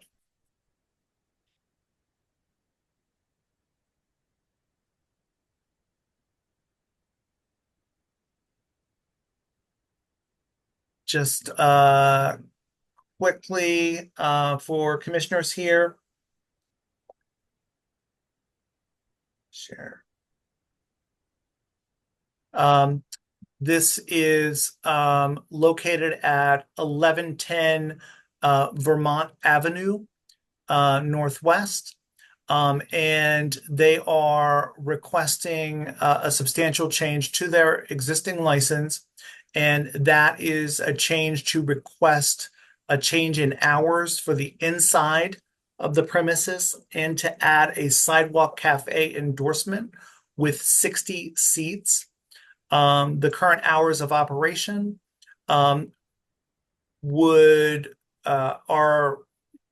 from 11 a.m. to 1 p.m. On Sunday. On Monday through Thursday, it's 11 to 12, and on Fridays and Saturdays, it's 11 to 3 a.m. The proposed hours are Sunday through Thursday, 11 to 2, and Friday and Saturday, 11 to 3, and this is inside the premises. Outside, the proposed hours of live entertainment Sunday through Thursday, 11 a.m. to 1:30 a.m. and Friday and Saturday, 11 a.m. to 3 a.m. The proposed hours of the Sidewalk Cafe are Sundays, 11 to 1, Monday and Thursday, 11 to 12, and Friday and Saturday, 11 to 1:30 a.m. Commissioners, do you have any questions related to this? Yeah, so this is where this isn't where it's next to Lincoln, right? I believe so. So this would be like a full-on nightclub with those hours, right? They are a Class C restaurant. They have to meet the food ratio to alcohol provision. But there will be live music. There will live be entertainment. live entertainment. They're asking for a live entertainment endorsement. And this is right down from Thomas Circle. Yeah, I see. It's where the old the Block food hall was. Ah, gotcha. Nancy, what do you think? I have not eaten there yet. I went by and looked at the menu, which looked awesome. It seems to be West African, African generally, but mostly West African Nigerian food. There's a classy vibe. My only concern and question is I rolled by and they were serving outside on the outside like patio with hookahs. And I don't know what the licensing is for hookahs. I tried to look it up online and found a lot of stuff about you can't have flavored tobacco in hookahs because flavored tobacco is now illegal in DC. But I don't know how that works or whether that's a factor or why it's not on this application. Or maybe it's irrelevant. I don't know. It is, well, I don't know if their existing application has that in it or not, but this is the request to change the hours and to add the Sidewalk Cafe endorsement. But typically it requires special licensing. Yeah, I don't know what Lincoln's hours are. I don't think Lincoln is open that late, even on weekends. I don't think so. Lincoln has its own noise problems Sunday brunch for real. So if there's two of them with we don't have any residential buildings here. No. Well, there's a hotel above the CVS. Right. Just across the street. Exactly. And there's a new hotel going in on the next block that's a conversion from an office building. Right. between K and L. Right. I do not have a problem with this. I would like to move that we send a letter of support for it. Yeah, I'll second that. We Seconded by want to Commissioner have a Strauss. vibrant downtown. Yep. All those in favor? 3 of 3 commissioners voting in favor of it. We'll send a letter of support for that application. Next up on our agenda is Gersha 23, Gersha Ethiopian cuisine. This is Abra 127797. This is a retailer's class C, again with a substantial change to the license. Is anybody representing the establishment on with us?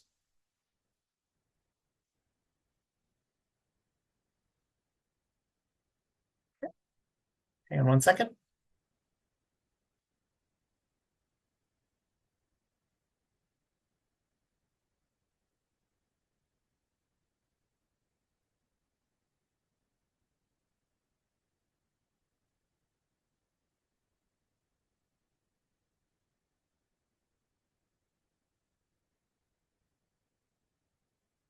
I have it here somewhere. Where is it? Okay. This is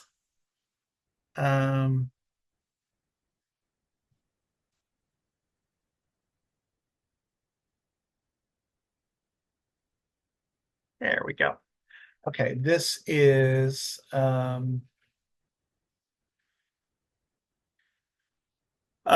they are requesting again a change in hours. This is located at 1195 20th Street Northwest. The change in hours are Sunday through Saturday. This is their existing hours, 8 a.m. to 10 p.m.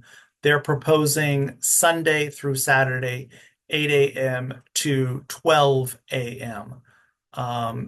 As their new proposed time. I move to write a letter of support. I will second that letter of support. And all those in favor? 3 of 3 commissioners voting in favor of that. Next on our agenda is Green Cross LLC, trade name Easy Day Edibles. This is Abra 126412, medical cannabis manufacturer. This will be at 1915 I Street Northwest. And I see that we have Alan on there. Alan, would you like me to share the presentation or would you like to?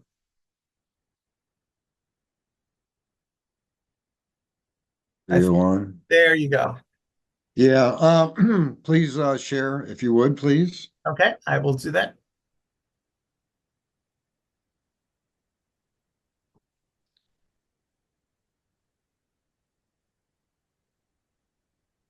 So while you're doing that, can I introduce myself, please? Please. Hello, everyone. Thank you, commissioners, for having me present this evening. My name's Alan Manstoff. I'm the owner of Green Cross LLC and doing business as Easy Day Edibles. We were fortunate enough to obtain a location at 1915 I Street. This is after zoning was kind enough to open up the whole downtown zone, D3 to D8, for type 1 manufacturing. Type 1 manufacturing in cannabis is basically what we do is infuse a proprietary product, which we make as a gummy they call troches or troches legally, but we make gummies. We've been doing this for a while in the gray market. And now we're flipping over to service the medical community. This location is on the 8th floor of 1915, top floor. As you will see in the presentation, you can scroll through that. This is basically what we're doing. the building is secure. Can't get up to the 8th floor. It's a secure elevator to our space. We are placarded and we're into the 45-day waiting period, but I'm looking to shorten that period somehow so we can get our construction started and get ready to service the medical community. It's probably going to take another 60 days to get open. I have 2 employees. They're on furlough right now, waiting for our construction to start. We actually, here I am. I've been involved in the restaurant business for my whole life, really. I started Chesapeake Bagel Bakery in 1981 and was able to sell that company 20 years later. So I really don't have a whole lot else to add. I'd like to open up the opportunity for people to ask me questions, and I can answer questions. So, Got it. who would like to throw a question at me? Commissioners, do you have any questions here? I do like the shape of the gummies, just to say that on your initial slide. This Yeah. Go ahead, I'm sorry. Yeah, I'm sorry. So that I've been involved, as I said before, in food service for a long, long time. I've been in business for all kinds of businesses for 50 years. Having done business in DC under Chesapeake Bagel Bakery, I follow the rules. I know what has to be done, and I'm responsible. Yeah. This new product that I started a few years ago, it's as I said, it's a proprietary product.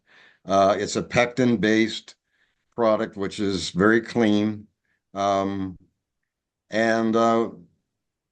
as you see in the presentation, we don't have anything upstairs that's going to smell. We're very quiet. We're going to produce our product in great volume because I've been getting indications what's going to happen. And we're going to be just put our heads down and swim hard and make this thing happen. I'm very excited about this. I love what I do, and I'm happy to be in your neighborhood. I'm So, happy that you're coming to downtown too. Is this an office building? yeah, it's an office building.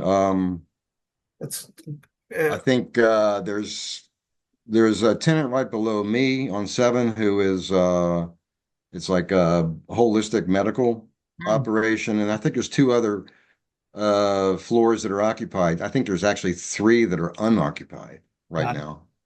Got it. I appreciate you bringing a business to downtown for sure. Commissioners, do you have any questions? Nope. I would like to move that we send a letter of support for this for Green Cross LLC. Second. Seconded, and all those in favor? I see 2 commissioners voting in favor. I don't see Commissioner Lee. I'll call that in Yeah, I favor. vote 3 of 3 in yes. favor there. Gotcha. 3 of 3 voting in favor of that. Mr. Mensroff, I don't know if I'm happy to propose a stipulated license. I do not know if APCA honors stipulated license for cannabis. I don't know if the legislation supports that, but we can certainly send a letter of support for a stipulated license to allow you to open earlier. Great. I would really appreciate that. That would be fantastic. So, Thank you. commissioners, I'd like to move that we send a letter of support for a stipulated license as well. Second. A second. By Commissioner Strauss. All those in favor? So 3 of 3 commissioners voting in favor of that. We'll get that off to you in the next couple of days.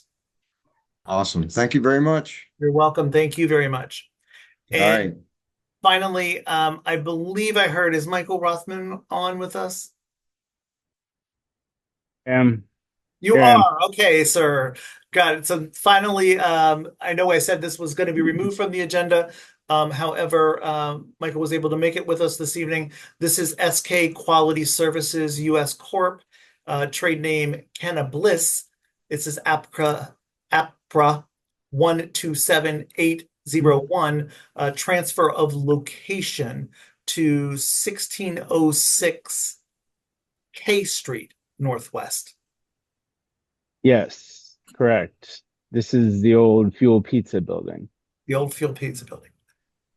So I would like to introduce myself and thank you very much, commissioners, for hosting, and Commissioner Schenkel, thank you very much for your leadership, and I appreciate the opportunity to speak. What I'm going to tell you is going to be our plans and how exciting we are going to make downtown. We are going to make downtown, by our addition, a destination place. Our place will be. The reason why I say this is because if you all have been in Fuel Pizza before, we are going to be doing a dispensary. But on the upper floor, the second floor, we are going to be creating a cannabis museum and event space where the community can hold events, and we can get to really bring out the plant, emphasize the history of cannabis prohibition, and generally bring some awareness to 2 blocks north of the White House. We plan on making it a very accessible, very interesting place, hoping to become one of the destinations of the nation's capital. I know of only 1 or 2 museums around the world that are similar to this. So I think it's going to be very interesting for you all to see. And I have artifacts that are coming from around the world. And so there's going to be, it's going to be an interesting destination for you all. And I think that you will be pleased when you see the finished product. We're also going to be seeking a stipulated license because our placard went up now 20, 30 days ago, but ABCA actually forgot to tell the ANC that our placard was up. So we lost nearly 15 days through the ABCA's inattention. And so I would ask you all, if the legislation, I believe, has passed, but hasn't been sent to either. I'm not sure. I know it has passed, but it hasn't been implemented yet. There's a certain amount of time that needs to pass before it gets turned into law. But they do and plan on bringing a stipulated license to the cannabis space. So if you if we're going to send a stipulated license, I would appreciate it also adding that to our recommendation if you do feel that that's worthy of your recommendation. So we plan on generally having a space also where we're going to have a window. We're going to be having manufacturing there too, and there's going to be a window where people can observe how products get made also. So there's going to be sort of a chef's kitchen approach to the whole thing. It's going to be very transparent, and it's going to be a really great addition to the neighborhood, I think.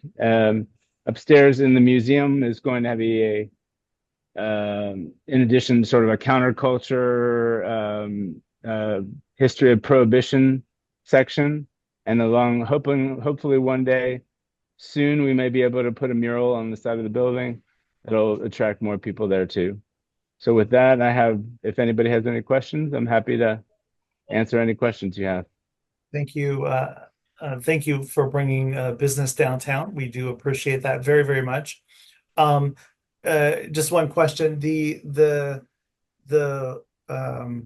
window is an interior window? Interior window, yes. Okay, gotcha. Terrific. Awesome. I don't have any objections to this establishment or location. I'd like to move that we send a letter of support. Second. Seconded by Commissioner Strauss. Oh, I'm sorry. Mr. Strauss got it. I'm sorry. Three of three. I'm sorry. I'm just doing. Can I need to take a vote?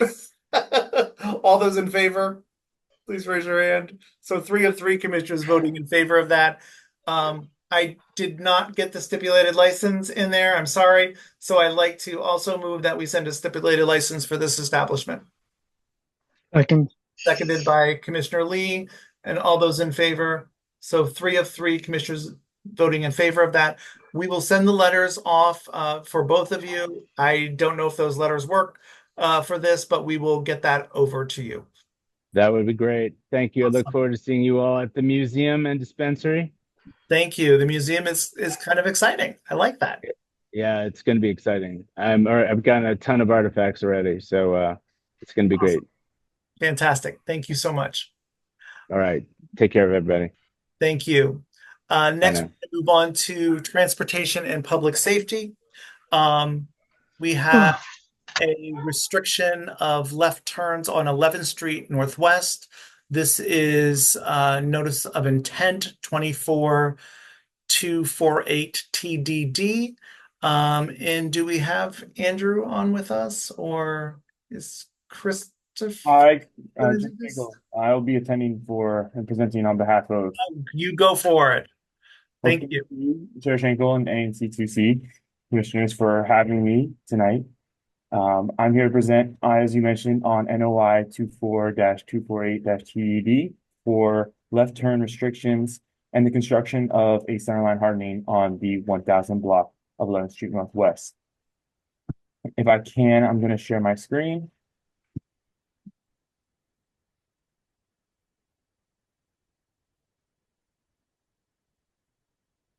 Can everyone see that? Yes. Okay, so this safety improvement is coming as part of our bus priority project on 11th Street Northwest from Pennsylvania Avenue to L Street Northwest. You may have already noticed some of the safety, some of the project has already been in place, such as the bike lanes that are on 11th Street. But we'll also be putting down bus only lanes on 11th Street. This project is also installing other roadway and safety measures, such as this mid-block left turn restriction. So this NOI is specifically for that mid-block left turn restriction on the 1000 block of 11th Street. The reason why we're doing this is that the 1000 block of 11th Street presents a unique situation along the 11th Street corridor. There are two driveways, one on the east side of the street and one on the west side of the street that are at the same level. And that is shown below on the diagram. Since there is no existing or proposed dedicated center turn lane on this block to allow for safe turning movements across the vehicle travel lanes, bike lanes, or the newly installed bus lanes, a space was needed for through travel lane to accommodate traffic volumes approaching New York Avenue Northwest. The proposed action we are showing is to have a center line hardening as shown here, where there'd be flex posts as well as bumps below. By implementing the centerline hardening, DDOT is able to reduce the conflict points at this particular location by over 50%, reducing crash risk, exposure for all roadway users. And but from our Vision Zero design principles, we provide directions to reduce both actual and potential future crashes by reducing conflict points for all users, as well as separating vulnerable road users from high-risk, uncontrolled vehicle turning movements. Now, to show exactly where this centerline hardening would be located, it would be located between these two garages, one located here and the other located on the east side east side and the west side. And the centerline hardening would not be the entire stretch of the block, but just between the two garages, which would restrict that left turn movement across the garages.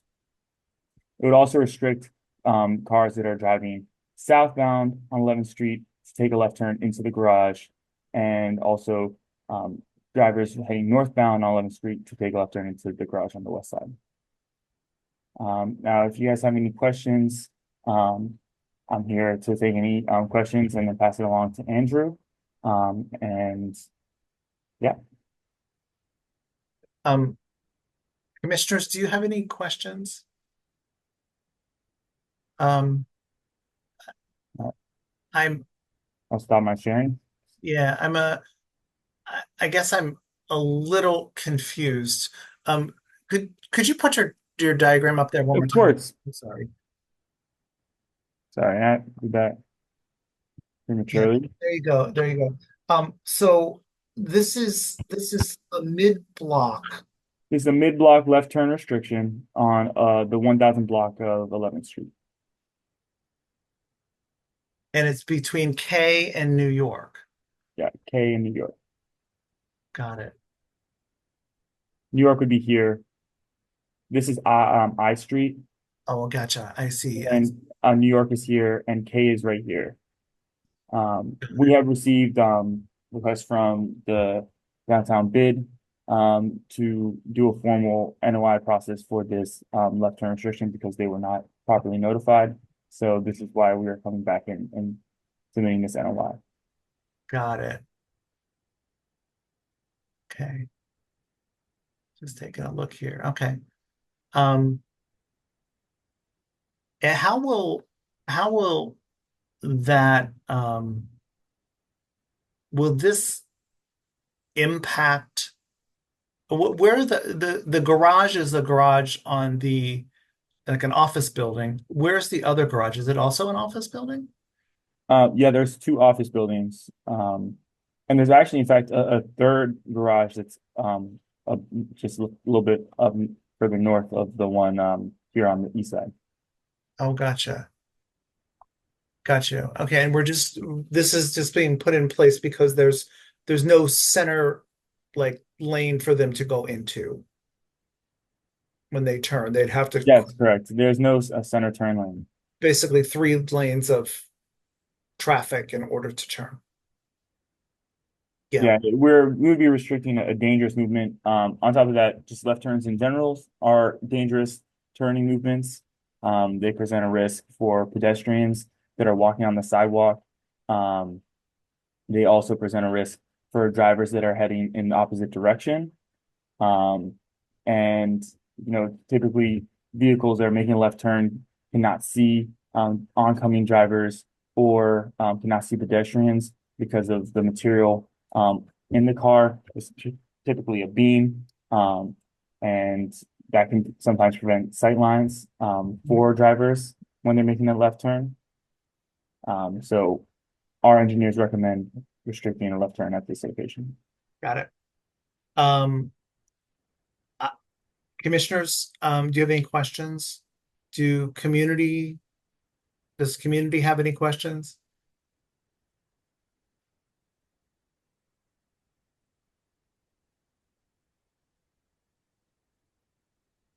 Nancy, you have your hand. So to access that garage, you would have to turn right? Is that what you're saying, that they would have to go around the block to access it from the lane closest to the entrance to the garage? Correct. Okay, so you're not denying them access to the garage, you're just telling them that they have to only turn right into it? Correct. Okay, thank you. Interesting. And that can also be, just change the route that you are coming at the garage or, going to the your destination. So instead of maybe coming from the north, try and come from the south so that you can then make that right turn.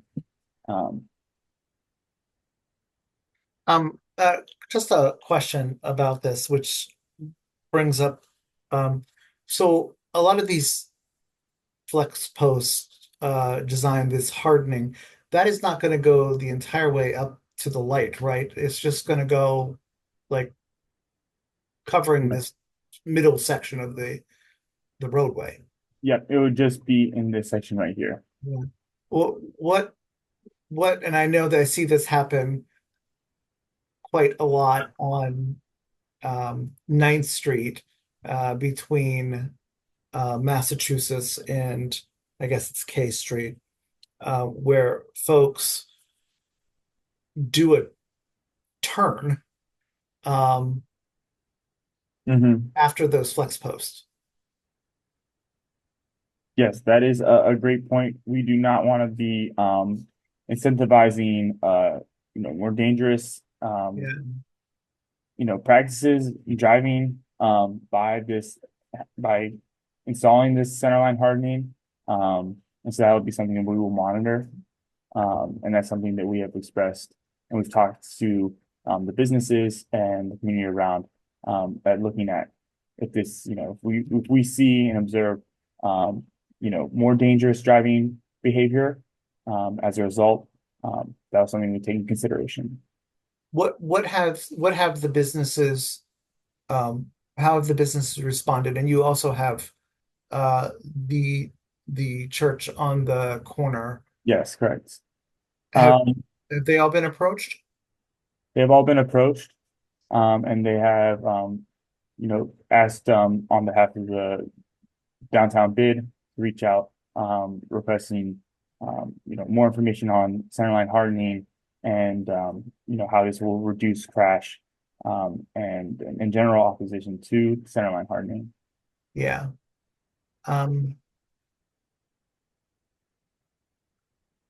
And when is your NOI due?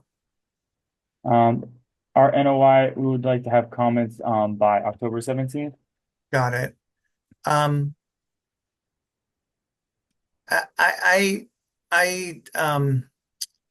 Commissioners, what do you think about this?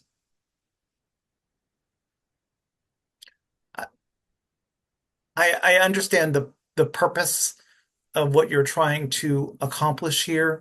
I don't like the concept. It just it seems to me like we have done this work on 11th Street, and now we're correcting issues that have presented itself because of the redesign of this roadway. I'm also I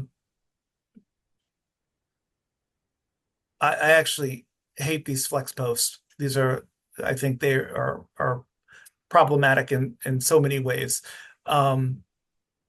in the city. But I would like to delay comment on this until our next meeting so that we can discuss this a little more with the church and the businesses here as well. Okay. That makes sense. Commissioner, I will note that this was not a safe, this is a safety improvement that was recommended regardless of the bus lanes that were and the redesign of the road. So this was something that was recommended because of the safety challenges that these driveways present at this location. oh, this was prior to It was not prior to, it was part of the project, but it's not as a result of the bus lane or the bike lanes. but isn't it being added in? I'm sorry. This was part of the project, and we did not give proper notice when we were doing the design and engagement for that project. Oh, I see what you're asking for. I see. Okay. So this was part of the original concept, but there was a challenge that proper notice wasn't given. Correct. So you're coming back for this hardening feature. Do you know how many accidents has happened there? We do have crash data, and crash data shows that there would be that there was a significant result of these left turn accidents at this location. But I do not have the crash data. Yeah. Commissioners, what are your thoughts? I defer to you, Michael. I don't have a strong opinion. I would like us to delay until I can speak with the church and the other businesses there. I just could see lots of objections for this. I understand the safety. I understand the safety perspective. I think it's going to be really challenging for people to have to loop the block in order to get into a garage. So I would like to move that we table this matter until our next meeting.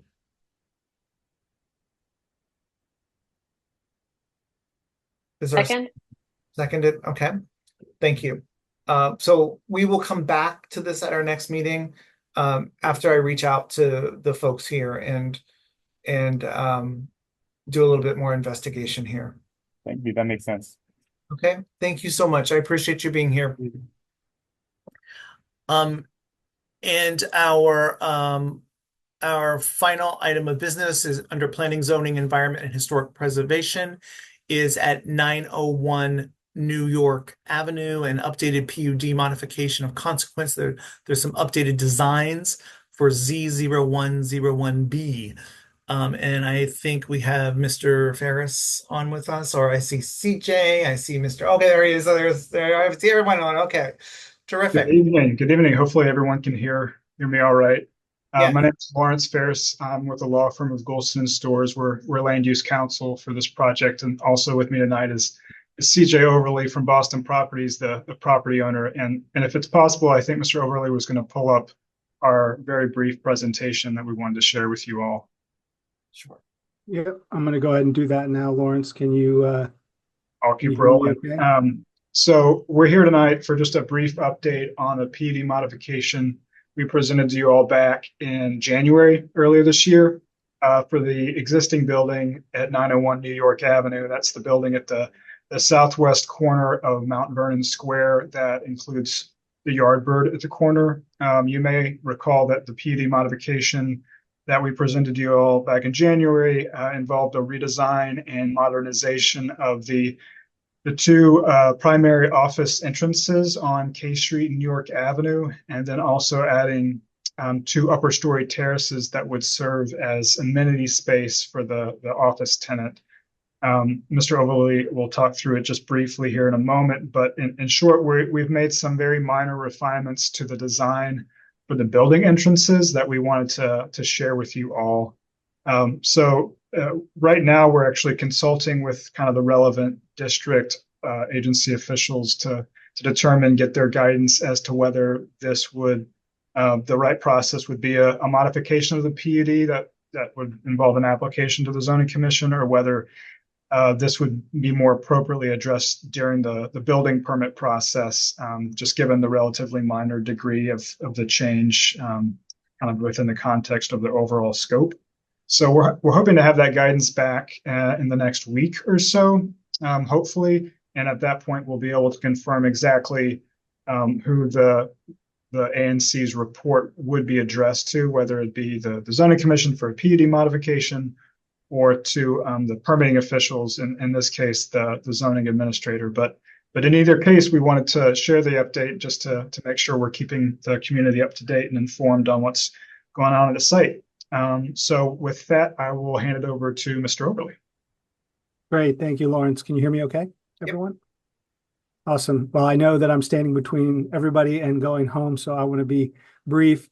As Lawrence said, this is a very minor change to the design.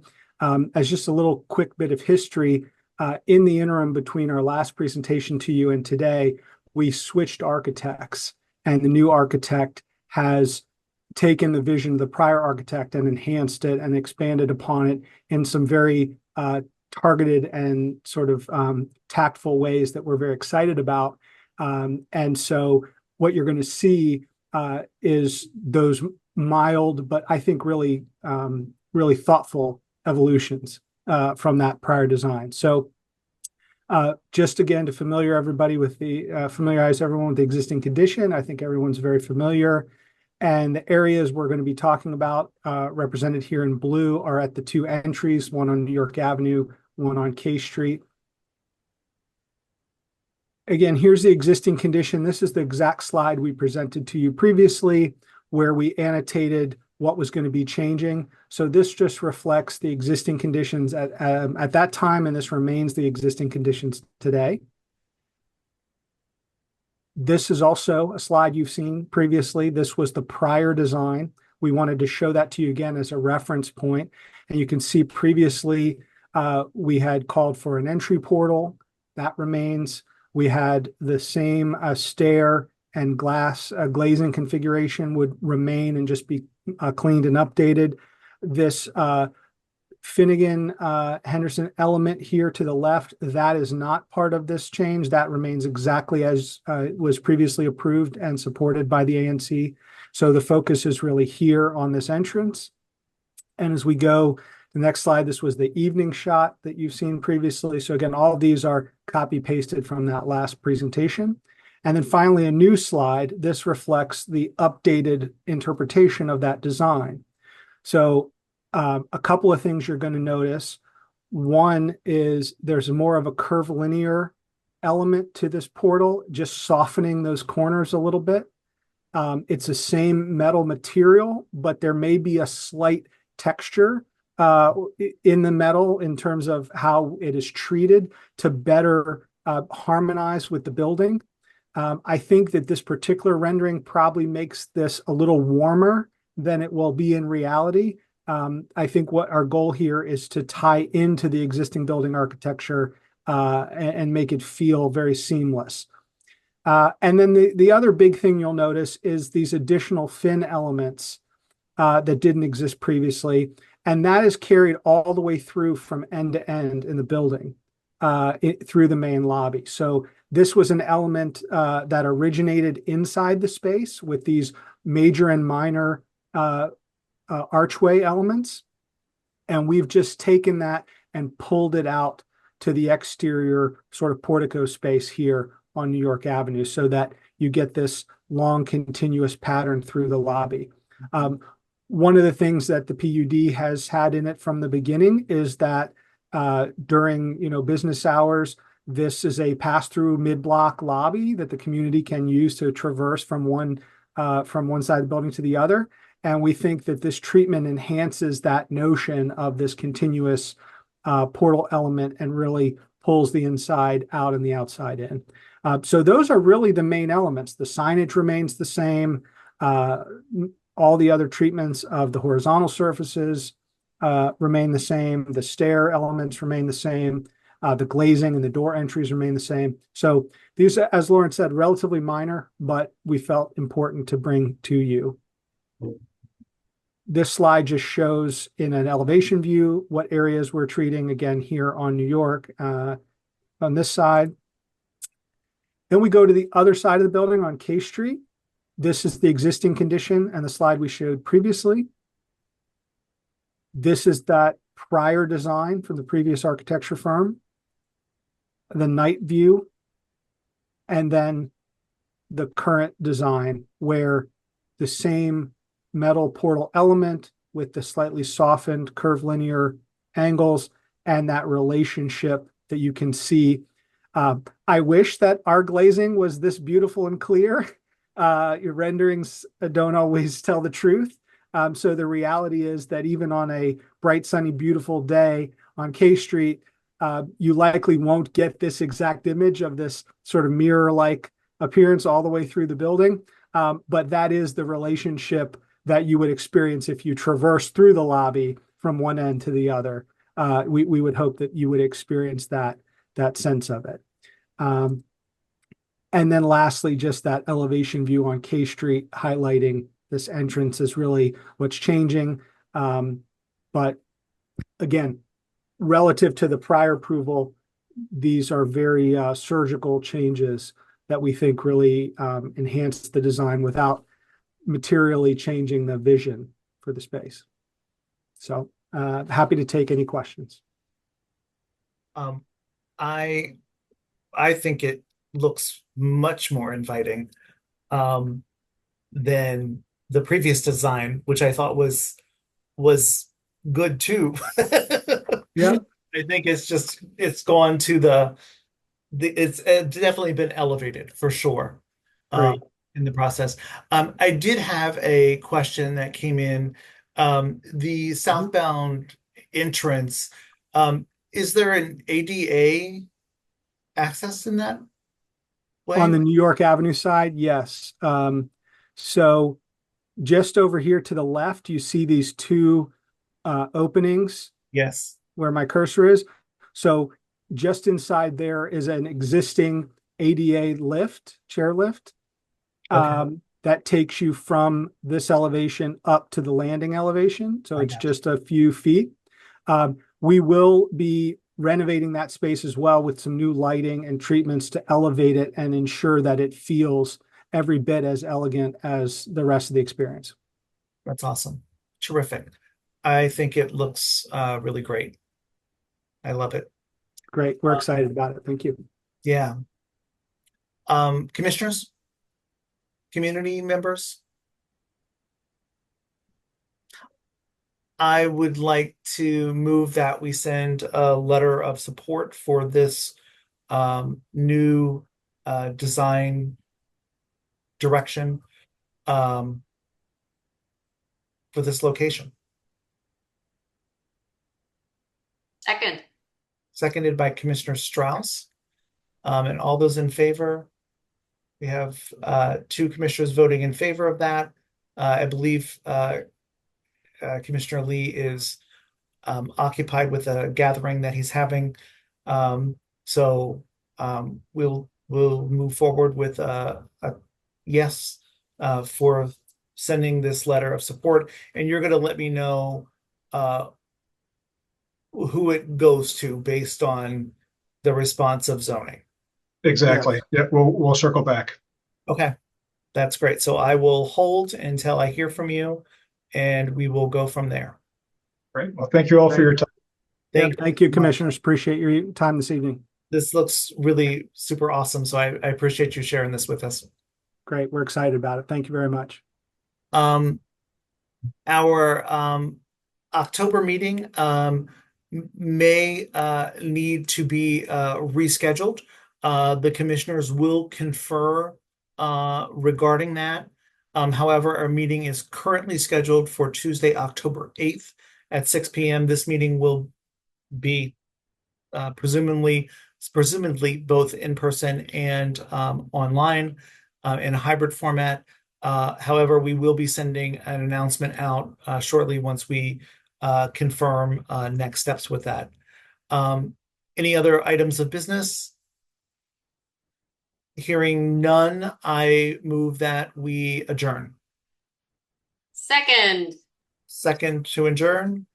Okay, thank you all so much and have a great rest of your evening. Enjoy the debate if you are